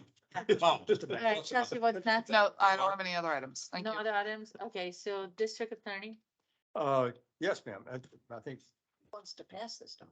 absolutely. It's. Okay. We have resolution 2023-21. It's with regards to SRF construction loan for the utility project, the Lower Hawthorne Well. And generator. And generator. And this follows up on the design loan agreement we had, I think, 2 years ago, maybe a year and a half to 2 years ago for this project. Recognizing, if you all recall, that design loan agreement, we had a 5-year term. And this will need a 5-year term, otherwise you'll have to validate it. You want to do more than 5 years, we've had that whole conversation before. So this does not include the loan agreement, but it provides authorization for the chair and the manager to act as the authorized representatives to execute all documents associated with it. We recommend it for approval. I'll move on resolution 2023-21. And I'll second. Do we have a motion and a second? All in favor? Aye. Aye. Got through discussion very quick. That exhibit A attached to this deal is, we did get a very high score. Hey, we got That's award, good we got surprise. awarded though. Yeah, good news with. That's all that matters. It's scary. I score you wanted more money? I wanted more points. Go ahead. Another item is, as a follow-up to the conversations and discussions we had with regards to the most recent resolution of litigation. I've contacted and worked with, we coordinating with Suzanne Boyd to have follow-up educational sessions, one-on-one with each of the board members. So I just want to let you know, that's in progress, and we'll be doing that hopefully in the next couple of weeks to have those one-on-ones with Suzanne Boyd. Okay, great. And that's all. What ours? Yeah. I'm gonna do. You want me to do it? Yeah, well, I want to do it and then we can do a follow-up memo to the file, but sure. Okay, It's about the parcels. we had, I had brought up the topic of the monuments that are at Tree Line and Colonial on the southwest and the southeast corners of that intersection. And we had a conference, or we had a Zoom meeting, conference call sort of thing. Some of us were working with our Zooms, but anyway, between myself, Chelsea, Tony and, Pedro. Pedro. He was here earlier, the tall guy, Bond who's guy. the bond counsel. And, And Sandy too, Sandy McClennan. yes, I'm and sorry. there was a lady on there also, Yes. Sandy. Anyway, the bottom line is that because there is still outstanding money on the bond issue for those two sections, we cannot sell it or do anything with it. However, 3 year, since we are in the process of doing a bond issue now, that opportunity might come up approximately 3 years from now.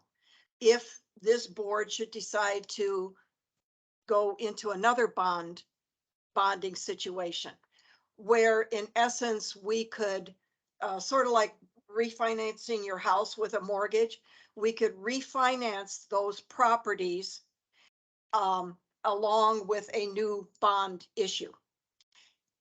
In essence, pay off the old ones and refinance them through You just a new take 'em out. bond issue. Yeah, Take do, 'em out. yeah, do a refunding issue and take out that language for these properties, allow the flexibility to dispose of these properties. Yeah, whatever he said, Yeah, yeah, in other words, right now it says you can't sell except movable property. right. And so it'd be refunding issue and maybe change the terms of the trust intention to allow. We can't do any sooner than 3 years? No. Unless, Well, you- unless you want to do a whole new Pay- bond pay- issue, There's a cost Pay issue. off. Okay. and pay off, yes. there's plenty of cost just to do the one that we just did now. So patience is golden. With interest rates, 10 cents. time. I have a 4-year term. I'll be here. And when the opportunity comes again, I think it would be an opportune time to bring it up. So for right now, we're just going to cool our heels and see what the market does out there. And then we will address it at another time when it comes closer to the time where it can be incorporated in another bond issue to save all the costs. How close are we to pay off in terms of time or money?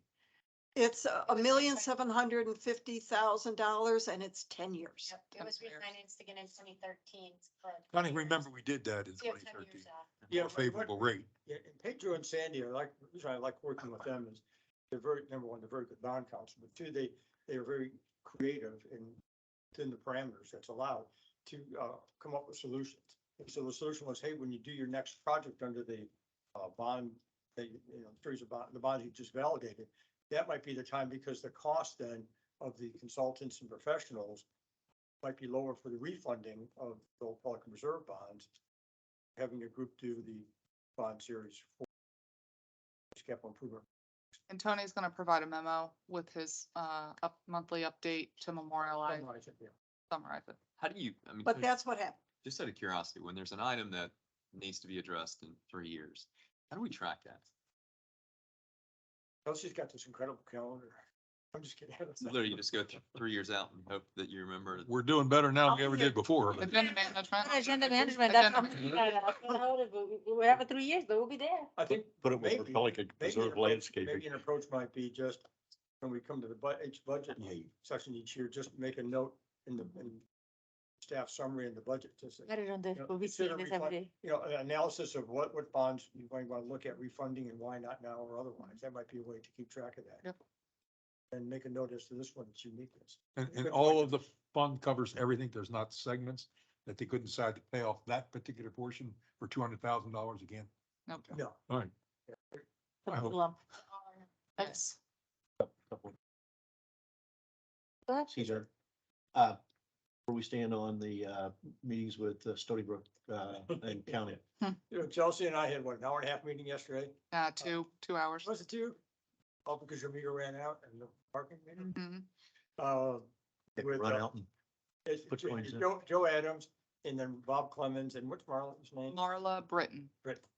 From County Land. And a lot, and so part of it was, gee, guys, you sure there's not any easier ways that you can do this without our involvement? And what do you, what do you? This is about the district conveying or having the roads in Stony Brook conveyed to Lee County giving it to the Master Association in Stony Brook. And so we talked about the Attorney General's opinion about, Joe Adams and I both agree it was an oddball opinion. Talked about ways to methods and approaches as to try to come up with a solution that the board has indicated it wishes. And a number of items came out of that. And I think, Chelsea, I have not done a summary. I'm gonna do a summary memo for our, and then you can provide that for the board. Bob Clemens, I like working with Bob, and because he tries to anticipate the unexpected and the boogeyman and the approaches and challenges. So we talked a lot about that. And one of the things, one of the major items, I think, concern was expressed, and Chelsea, correct me if I'm wrong anytime, was do the roads meet the county standards? Because that's one of the policies, that the roads need to meet county standard for those type of roads. The county will take them over. They brought that up. Yes. This is totally contrary to what the commissioners told me. The commissioners said they want to do it, make it happen, and don't spend a lot of time screwing it up. That's what I was told. Okay, and again, this is, Don't screw it up. So if there's staff that's screwing it up, I'll call the commissioner tonight. no, I don't think you need to call them. Well, they right don't now. need to ask these questions in, Tony. That's, the deal was, you get the paperwork to the county and they're ready to make the deal happen. Yeah, That's straight from the commissioners. they had a few more things they wanted to think about. Staff wants to make something simple, complicated, and this is exactly what Cecil said, don't allow the people to do. Well, Don't do it. let's let Tony summarize And Tony- the meeting, and and then Chelsea, I'll perhaps get back. you can share that along. What Pass we'll it- try to do is also get back with them in a short period of time. Yes, With If I get a phone call from Cecil and he asks me, where is that? Why aren't we doing anything? Well, your people are screwing us over. I wouldn't use those two. I think we have a good relationship with the county staff. This is what I hate about this. Too damn many people involved to screw something up that is not needed to be screwed up. We've got an agreement that they want to do it. They want to help us do it. Make it happen. Make it happen. We put in front of them, as I understand, the only document they really need is that description of what we're transferring over to them, much the same we did on Gateway Boulevard. And those were That's all all platted- they want. They're They don't all want plat- anything They're else. all platted tracks. But the issue is that they want to make it happen. Yeah, I wouldn't be so pessimistic. I mean, they've outlined a number of issues and concerns, and I think that's their job initially. But Ed, I hear you. I get county staff pessimism, it follows. They want to take something that's simple and make it complicated. Gotta take them cake or something. Go visit, go visit them. Go make friends. Ridiculous. That's issue one. Issue two, How about some Is- brownies? Right? issue two is where are we at on the cart path deal? People over there asking me, we are waiting. So, what's her name? That you deal with, at DOT? Jillian? Jillian, she works for Lee County DOT, and she was supposed to be doing some type of study and then produce a report. I had emailed her, I think 2 weeks ago, and she was like, I didn't forget about you, just, got caught up, and I'll get you something soon. what's the report I- looking at? I don't know. Okay. So Are we talking about the same thing, the report for over there? for the golf cart. Oh, okay. different- All right. different- Oh, so just same person, different thing. Yes, Oh, and one, that reminds me, on agreements, the school board interlocal agreement, it just came in the door yesterday, I think. yes, day before, That kind of week, yes. Yeah, I know. The school board provided a draft, very rough draft, interlocal agreement for the landscaping of the roundabout up there abutting the public high school. So we are working on tweaking that language and then getting it back to them, and then hopefully getting in front of the school district board soon, and it'll of course come in front of you. I'll get you my comment by Monday. Perfect. Okay. Go ahead, Don. So Go ahead. while we're kind of talking about county and stuff like that, I just noticed over the past week, and I don't know why, I know why I've noticed it because I keep hitting multiple potholes, and I was paying more attention to the roads, and maybe I hadn't paid attention in the past, but it seems like our roads are deteriorating faster this year than I think I've ever seen it. And I don't know exactly why. Again, maybe I'm paying more attention. Volume of heavy traffic. I used to pay attention to the curbing side, because you could see the ripples and that's for various reasons. But now I'm seeing inside the road, potholes or just, areas of degradation. And it just seems like it's happening everywhere. I mean, even just the quality of the road itself, it's gotten really bad. So I don't know if we need to raise this to the county, or I don't know what our regional agreement let me- was. Watch us here. We're Let me- on let me- thin ice on this because we've got that Gateway Boulevard. Let me that help. Is infested with roots. So It's pumping up. we have a contract in place and a vendor we have a list of areas that we, the district, have to address. the county does not allow any lane closures and through the end of April. So we cannot do any work on those through the end of April unless it's an emergency basis. Now, in the same token, Mr. Tinkle's right. There's been a lot of heavy traffic on these roads in the last 6 months. We, like everybody else, we put in RFAs to the county as long as it's, not landscape driven, but we cannot do what we have to do on our end until after April. Yeah. Well, I think my point is, I understand we have maintenance plans in place. But when I just drive down Gateway Boulevard, it's like trying to patch a net. Every 10 feet, there is probably even close to that, there's an issue, whether it's in the middle of the road, on the side, it's just terrible. So to me, maintenance from a patch perspective is not the solution we should be looking at. There needs to be a regrading and resurfacing Inventory bill. down Gateway There's no doubt about Boulevard it. and Griffin Drive. It's gotten really bad. But Doug, I don't think they will do it until we do the curbing work first. Yeah. Because they're not gonna go out Well, there and do it and then have the trees. They're gonna teared do up the again. roundabout. They're gonna start the roundabout in April and that's gonna go, it's gonna yeah. have some extents. And I know that it may not be something overnight, but I think we need to start having those discussions and we do it properly, which is, okay, we're requesting, a road assessment or some type of, whatever. Because I think we need to there's handle our business first and then if there's still issues as bad as we think they are, then we need to address it. and when you say handle our business, what do you? Like, The- address the root issues and make the patches that we are required to make as part of the landscaping. But what I'm saying is And like, then push them to fix the road. and I understand that, but literally, if you drive down Gateway Boulevard and if you look on the right-hand side, it's like this the whole way down. So how do you Call trees, cut them down.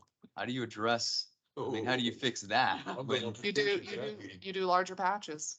So Okay, anyway, I'm just. it's on our radar. Okay, great, thank you. Follow up on that. And you fix it. they'll On be the back to 21st, 5. I walked Gateway Boulevard, Stupid. both sides, and I took a picture of every single one of those. And I sent them out because I have been putting requests since November. To the county? Yes, and Oh. so far, this is how many times they came back.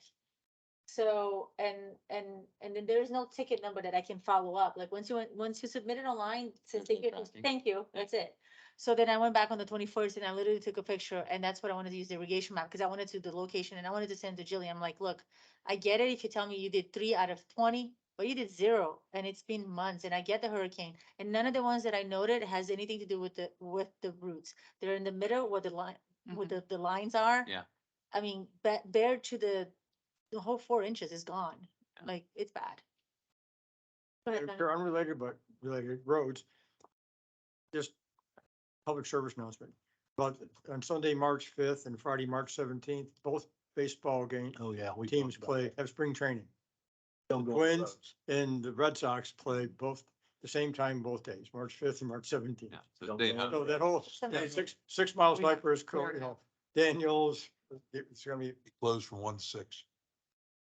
so just. All right. Go to the pool. Where do you think? Where Go to the do you pool. think traffic's gonna go? Closed. They're all gonna- What do you fly over the traffic? Moving on. All right, so You're crazy. something else, Tony? No, ma'am. And, I have Yeah. just two things. oh no, we're not in the supervisor comments yet. I have two items. Go ahead. I sent a summary email to you all about the boardwalk in Pelican Preserve, and our findings thus far. So ultimately, we'll be looking to P-PAC at their next, meeting on identifying the limits and or the intent of, having potentially a pre-application meeting with South Florida Water Management District on what it is their desire of, amending or doing a modification to the permit. So, and then of course, their recommendation will come to you since you hold the permit. So, I just wanted to bring that. And if you have any questions on that, please don't hesitate to reach out. And the pre-application. I- meeting- Sorry, Oh, sorry. I think I had asked you if you could give us a rough idea as to how much Yep. That type of environmental study might, given the parameters you outlined in your memo, what that might cost And you said you went to Tetra Tech and they were going to be getting back. A to you. range. Do you think you might have that before That- PPAC's meeting I'm, next Thursday? I'm hoping to have that information by then. Good. But I mean, it's gonna be a broad range because it'll Oh, all yeah. depend on the scope. If they only do 10 feet of boardwalk compared to 100 feet of boardwalk, that's a big difference. So, but we'll be able to give a range. And that's Okay. the way Tetra Tech is preparing the cost estimate. They're just giving a budget number. They know the exact, environmental assessment that needs to be done. And so, Oh, they do? yes. Oh, How- okay. How do, educate me, how do we know that? Steven said he knew exactly of the one that needed to be done. I think it's called a UMAM, UMAM. Yep. And so, and then again, depending on what South Florida would require for additional environmental assessments, like the birds and the bees. The gators. Exactly. So, I'm hoping, like I said, I'm hoping to have a range by the PPAC meeting so they can make an informed decision. Okay, I'm When- only concerned, I want to make sure that it is a narrowly focused, let's put it like this. One impact if we have to do the whole boardwalk. Okay, that's a number. There could be a totally smaller number if we're only talking about from Sienna to the gathering area. Correct. And we need that And as long- information. right. Okay, as long as that's the way we're focusing. Yes. Because if it comes out that even that little area is $1 million, nobody's gonna want to do it. Well, and having them set the parameters of PPAC set the parameters of where it is that they'd like to do a modification, if at all. This is the chicken or the egg, which comes first? If So- it's almost no money, we may do it. If it's a lot of money, we probably won't.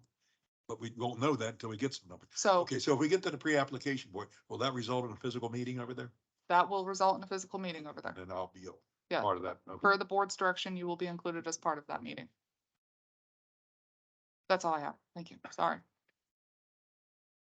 So, does anybody have any other questions on the agenda management?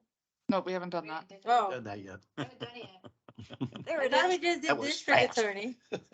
And then what was you're just jumping on Tony's side, so you wanna Yep. do that? So we have a lot of stuff tentatively scheduled for the 16th meeting. We have quite a few bids out. We've got, FPL's working on the street lighting conversion. He said he may not have it but done by that meeting. It may push to the April 6th meeting. This is FPL's deal. Yes. And then North Haven, of course, you did not approve that today, so, the developer actually requested that to be, extended to the May meeting, but, What's the hold off there? them obtaining bonds. So, until they get the bonds and give us, those, we will not issue approval. So, again, as you can see, we have a lot on our plates right now. Staff is very busy. So please keep in mind if you're asking for something and if you need it in an immediate time frame, please make that clear. Otherwise, we're all juggling. I have a question. So the Mainscape yearly contract renewal, Yeah. that's slated for the 16th. Is that to come back and get board's approval for an action at that point? It's an auto renew. It's essentially, 3% add-on. no, we actually, We're actually about to say about the same. we negotiated in reviewing the Stony Brook areas and the other areas that they should not have been maintaining. They're keeping the same price. So here's what, on contracts that are that significant, I would love for us in the future for there to be a staff presentation prior to a recommendation around that, because I want to see from staff a summary of what the previous term output was. I want to see some data, what's, and not just opinions. I want to see how many checkpoints there were, what were the issues, and then there could be some recommendations, because anything that's that significant, I think what we're finding is, I think staff does a good job of doing all that. Now we've got someone that's working with contracts, but I always feel like there's a couple things that we would have liked to discuss, whether it's pond maintenance or. Do we have a contract? We do. I don't mean a contract. Do we have a contract consultant? Who put together the landscape contract? They're- It was done 2 years ago. Who did it? I think it was Al, Tony, Tony, and. Well, we retained a guy out of Sarasota, Tom Pasciano, And I think he worked here once and I don't know whatever happened, but he negotiates our Yeah, man. contract every 3 years. Draws up specs, talks to us what we want, what we're looking for. We've got a pretty significant contract with Mainscape. And it covers just almost everything. And what we don't cover, we discuss of how a change order or a supplemental cost would be handled. This is the last of that original contract, and so we have a new gym. We have a contracts manager now, and so when we've addressed the issues that we know that are immediate, we actually But do just. they know landscaping? That's the key. Yes. If they know landscaping and they know what terms to make sure are in the contract. Let's just make sure we're clear. So is this the second year of a 2-year contract? So this is this is the third year of a 2-year contract with the, Third year of a 3-year contract. It was a 1-year contract with 2 renewals. Yes, we're 2 years. so it's not an auto renewal. It's a 3-year contract. It's a 3-year, well, it was. Because you can't do, I mean, either have a 2-year Yeah. contract with the You- third year being an auto renewal. as Okay, an hold option. on. It was a single year contract with 2 the years of- option of 2. Okay, right. So my point Two is, if it's an auto renewal, we should have the opportunity to, We have, well, not only. we have, from a to- staff to perspective. renegotiate or to reset expectations or deliverables or KPIs or whatever. We actually just had a meeting this morning about irrigation, and addressing those issues per the contract. So from a staff perspective, we've been working on this for 2 months. Okay, so here's what, and I'm sure staff is doing their due diligence. I have no problem with that. My point is, contracts that are this sizable, I would like staff to get up and say, here's our 3 primary areas with Mainscape. Here's their output, here's what we're holding them accountable for, here's our check-ins, this is what they're doing well, this is the areas that we renegotiated or we found, issues. To give us an idea of, okay, do we feel confident that all the boxes have been checked and everything's been thoroughly? We can do reviewed? that summary sheet for this meeting. Okay, all right. Do you guys agree, like from a board perspective? I feel like we just go through the contract renewal, like, okay, we really don't have. There's a lot of things that I would like to change next year. A lot. A lot. As a perfect example, for any contract, not even Mainscapes, we should not be dictating means and methods. We should be setting the expectation and how they get there. If it's 2 staff, if it's 10 staff, we just had this conversation. We expect the irrigation to be working 7 days a week, however many, whatever it is. Period. We don't tell them that they should have 6 people here working on irrigation 6 days a week, whatever that may be.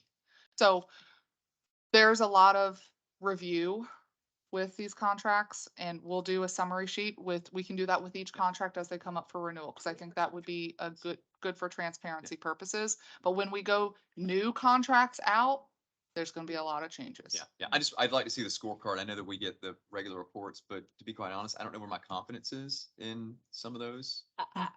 I would just say it exactly how I said it at the meeting. We dropped the ball on the staff level. And they were just going by and there's no reporting, no nothing. So initially, when we brought this up with Mainscape, I don't know if you remember a few years back that I started asking for those reports. Mainly I was focusing on the maintenance, not necessarily the irrigation, because the irrigation wasn't a problem then. And we were getting the information. With the irrigation, they're just not abiding by the contract. And the conversation I had with them today was everything else that we feel that is neglected by you, you're gonna replace it on your dime. Yeah. Well, and I think it's important for us to understand when expectations aren't met or quality is not being adhered to, whose fault is it? And it may not be, let's say if it's staff, it could be a capacity issue. It might not be someone neglecting something. It might be the capacity or whatever. So I just would like a little more line of sight into that for these larger contracts. Small ones I don't really care that much about, but the bigger ones like landscaping, I think we need to have some just a little bit more. Totally agree. oversight. But we're doing 350, 400,000 a year, plus we just entered into a $500,000 new controller system. So we're in the game big time. And we now have our consultant. He is there every month. We meet 1 full day with Mainscape, and we're now doing, what do you call them, wet checks? Yeah. And we are being told that we may or we may not visit the wet check. We may or may not have a surprise visit in the wet check, but you're going to pretend like we're there all the time. Mhm. And don't get caught. Don't get caught. I don't want to open up a node and pull out a battery that's got 2015 written on it. That's when Well, all hell's going. This is pretty much The exact the comment. That's what exact we ought to be, conversation we had that's here, what we and I ought to be brought, doing here. and I brought Gateway Greens to the conversation, because it's the same vendor. I don't see those issues over there, Mhm. and Well- I did check that it's not. Understanding and we acknowledge that our system is antiquated and that we need to make some financial investments into our system. So So, yeah. from a big picture standpoint, we're holding them accountable to the contract. We've amended, we've done some changes. We've included,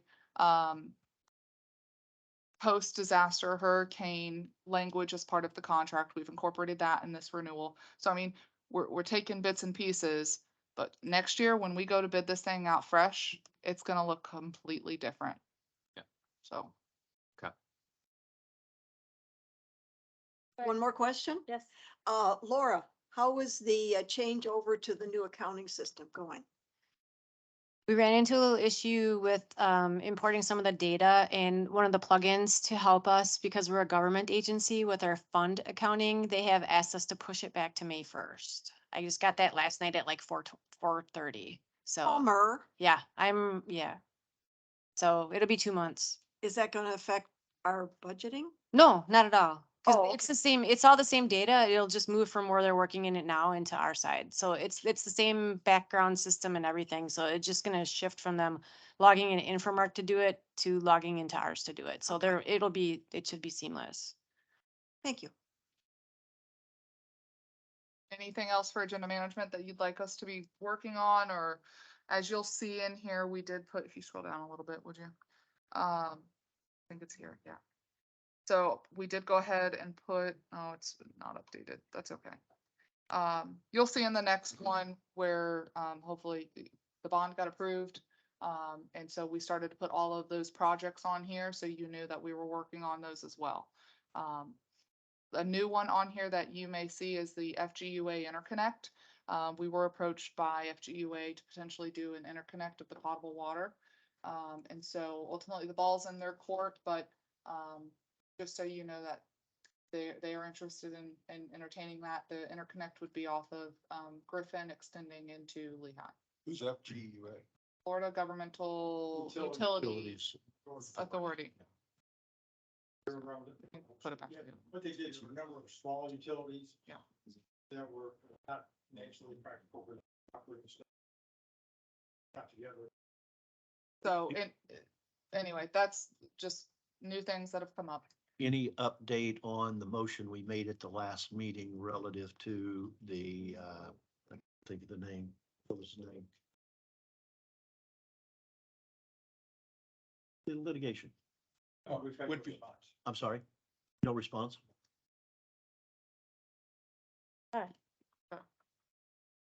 So anything else that you'd like us to work on? We'll get the, You looking for more? no, Utility, but if you want us to, Don't ask. how are you doing with the interview for the utility position? we're still interviewing.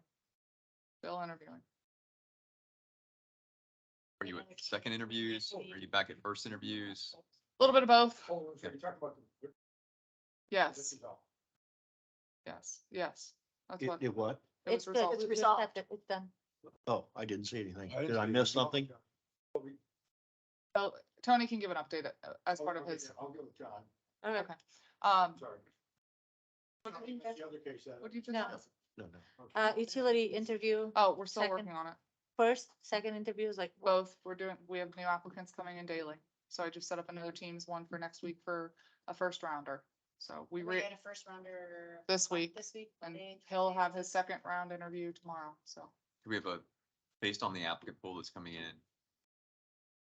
Are you looking to have someone identified by end of March? yes, absolutely. If not sooner.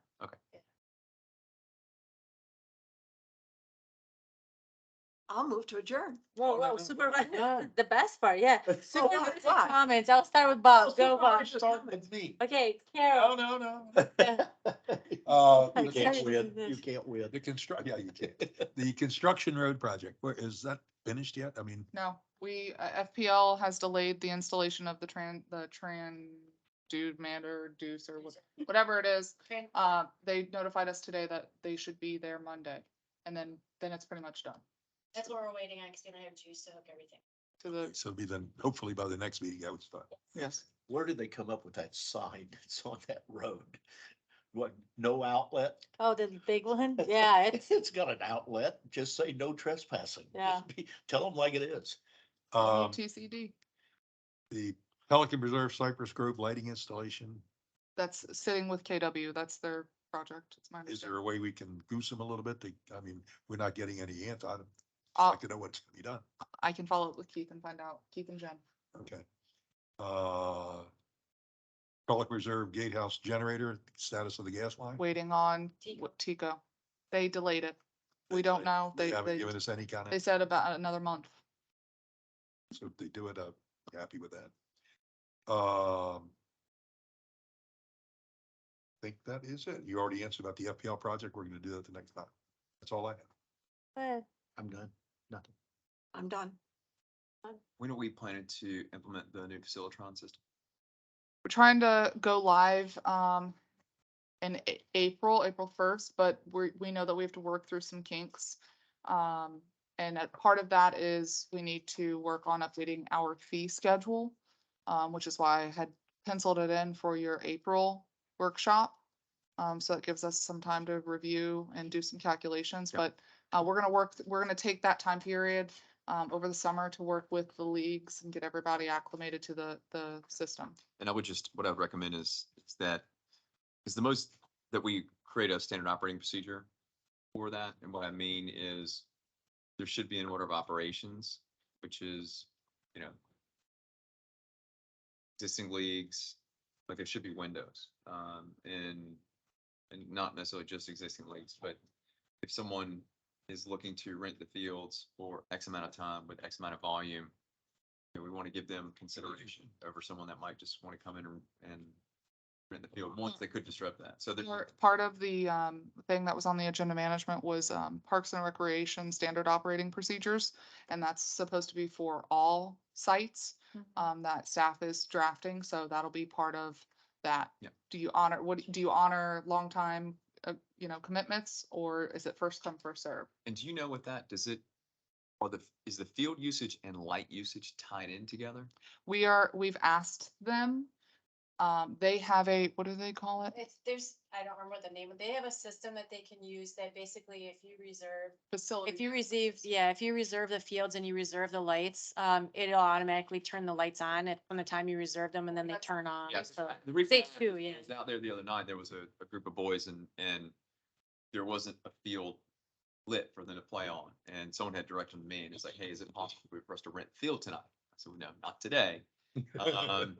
But, you know, maybe at some point in the future, you could lit, if you're out there and there's a field open, you could rent them, turn the lights on during that time period. We have remote access. We should have. remote Like a access. parking lot. Put a couple. Kind lights of. in, Yeah. turn it Yeah. on. So Facilitron has made it very clear that you have to implement Facilitron system first and get that built out before you can consider this other facility management system that they offer. Now, I will be frank that they're accustomed to using that facility management system as like more of air conditioning. So them utilizing it in a light system is gonna be new. But it is something that we have made it clear that we want them in tandem. Like if you rent it from not 8 to 9, and you can choose to pay for the lights from 8 to 9, they do it automatically. Yeah. We have had vandalism A lot. a lot over the last month or two with those lights. And we just had vandalism down at the dog park and we just had our new systems. So. we Have cameras. Tim check, because I did notice just last Monday or Tuesday, there was no lock on. There wasn't, because somebody literally Cut it. cut it. Yeah. So we just, today. And I actually- thought, okay, well, maybe they're, you know, it's open because they're disabled. No, I opened it No. up and I Yeah. turned on Yeah. field 3 Yeah. and field 1 was on and Mhm. there was just a couple of pickup games. Our security cameras are functioning and And we, Invoices in the mail. Well, I mean, like on my ring, if the ring goes off and there's someone, I'm like, okay, who's at my door? Mhm. So, I mean, even if you get an alert, okay, who's on the field? All right, they're not supposed to be on there. Light's not supposed to be on. Call the sheriff. Yeah. So, okay. Madam Chair, just very quick, Yeah. Mr. Tinkle's question, February 3rd. I'm sorry. February 23rd it was signed by the. So Good question. John Bogdanovic contacted the carrier. Right, I just have two things. So just follow up on the Stony Brook Center Medium and the landscaping. We all came in an agreement. So we're good to go, and I think staff is working on proposals, right? To And get then it done. they'll bring it back in What- front of the what's board. Oh, they're just coming back with a new proposal? Yeah, so I met with staff and. You have a solution for it? Yeah, they agree. What's the solution? You'd be surprised. Okay.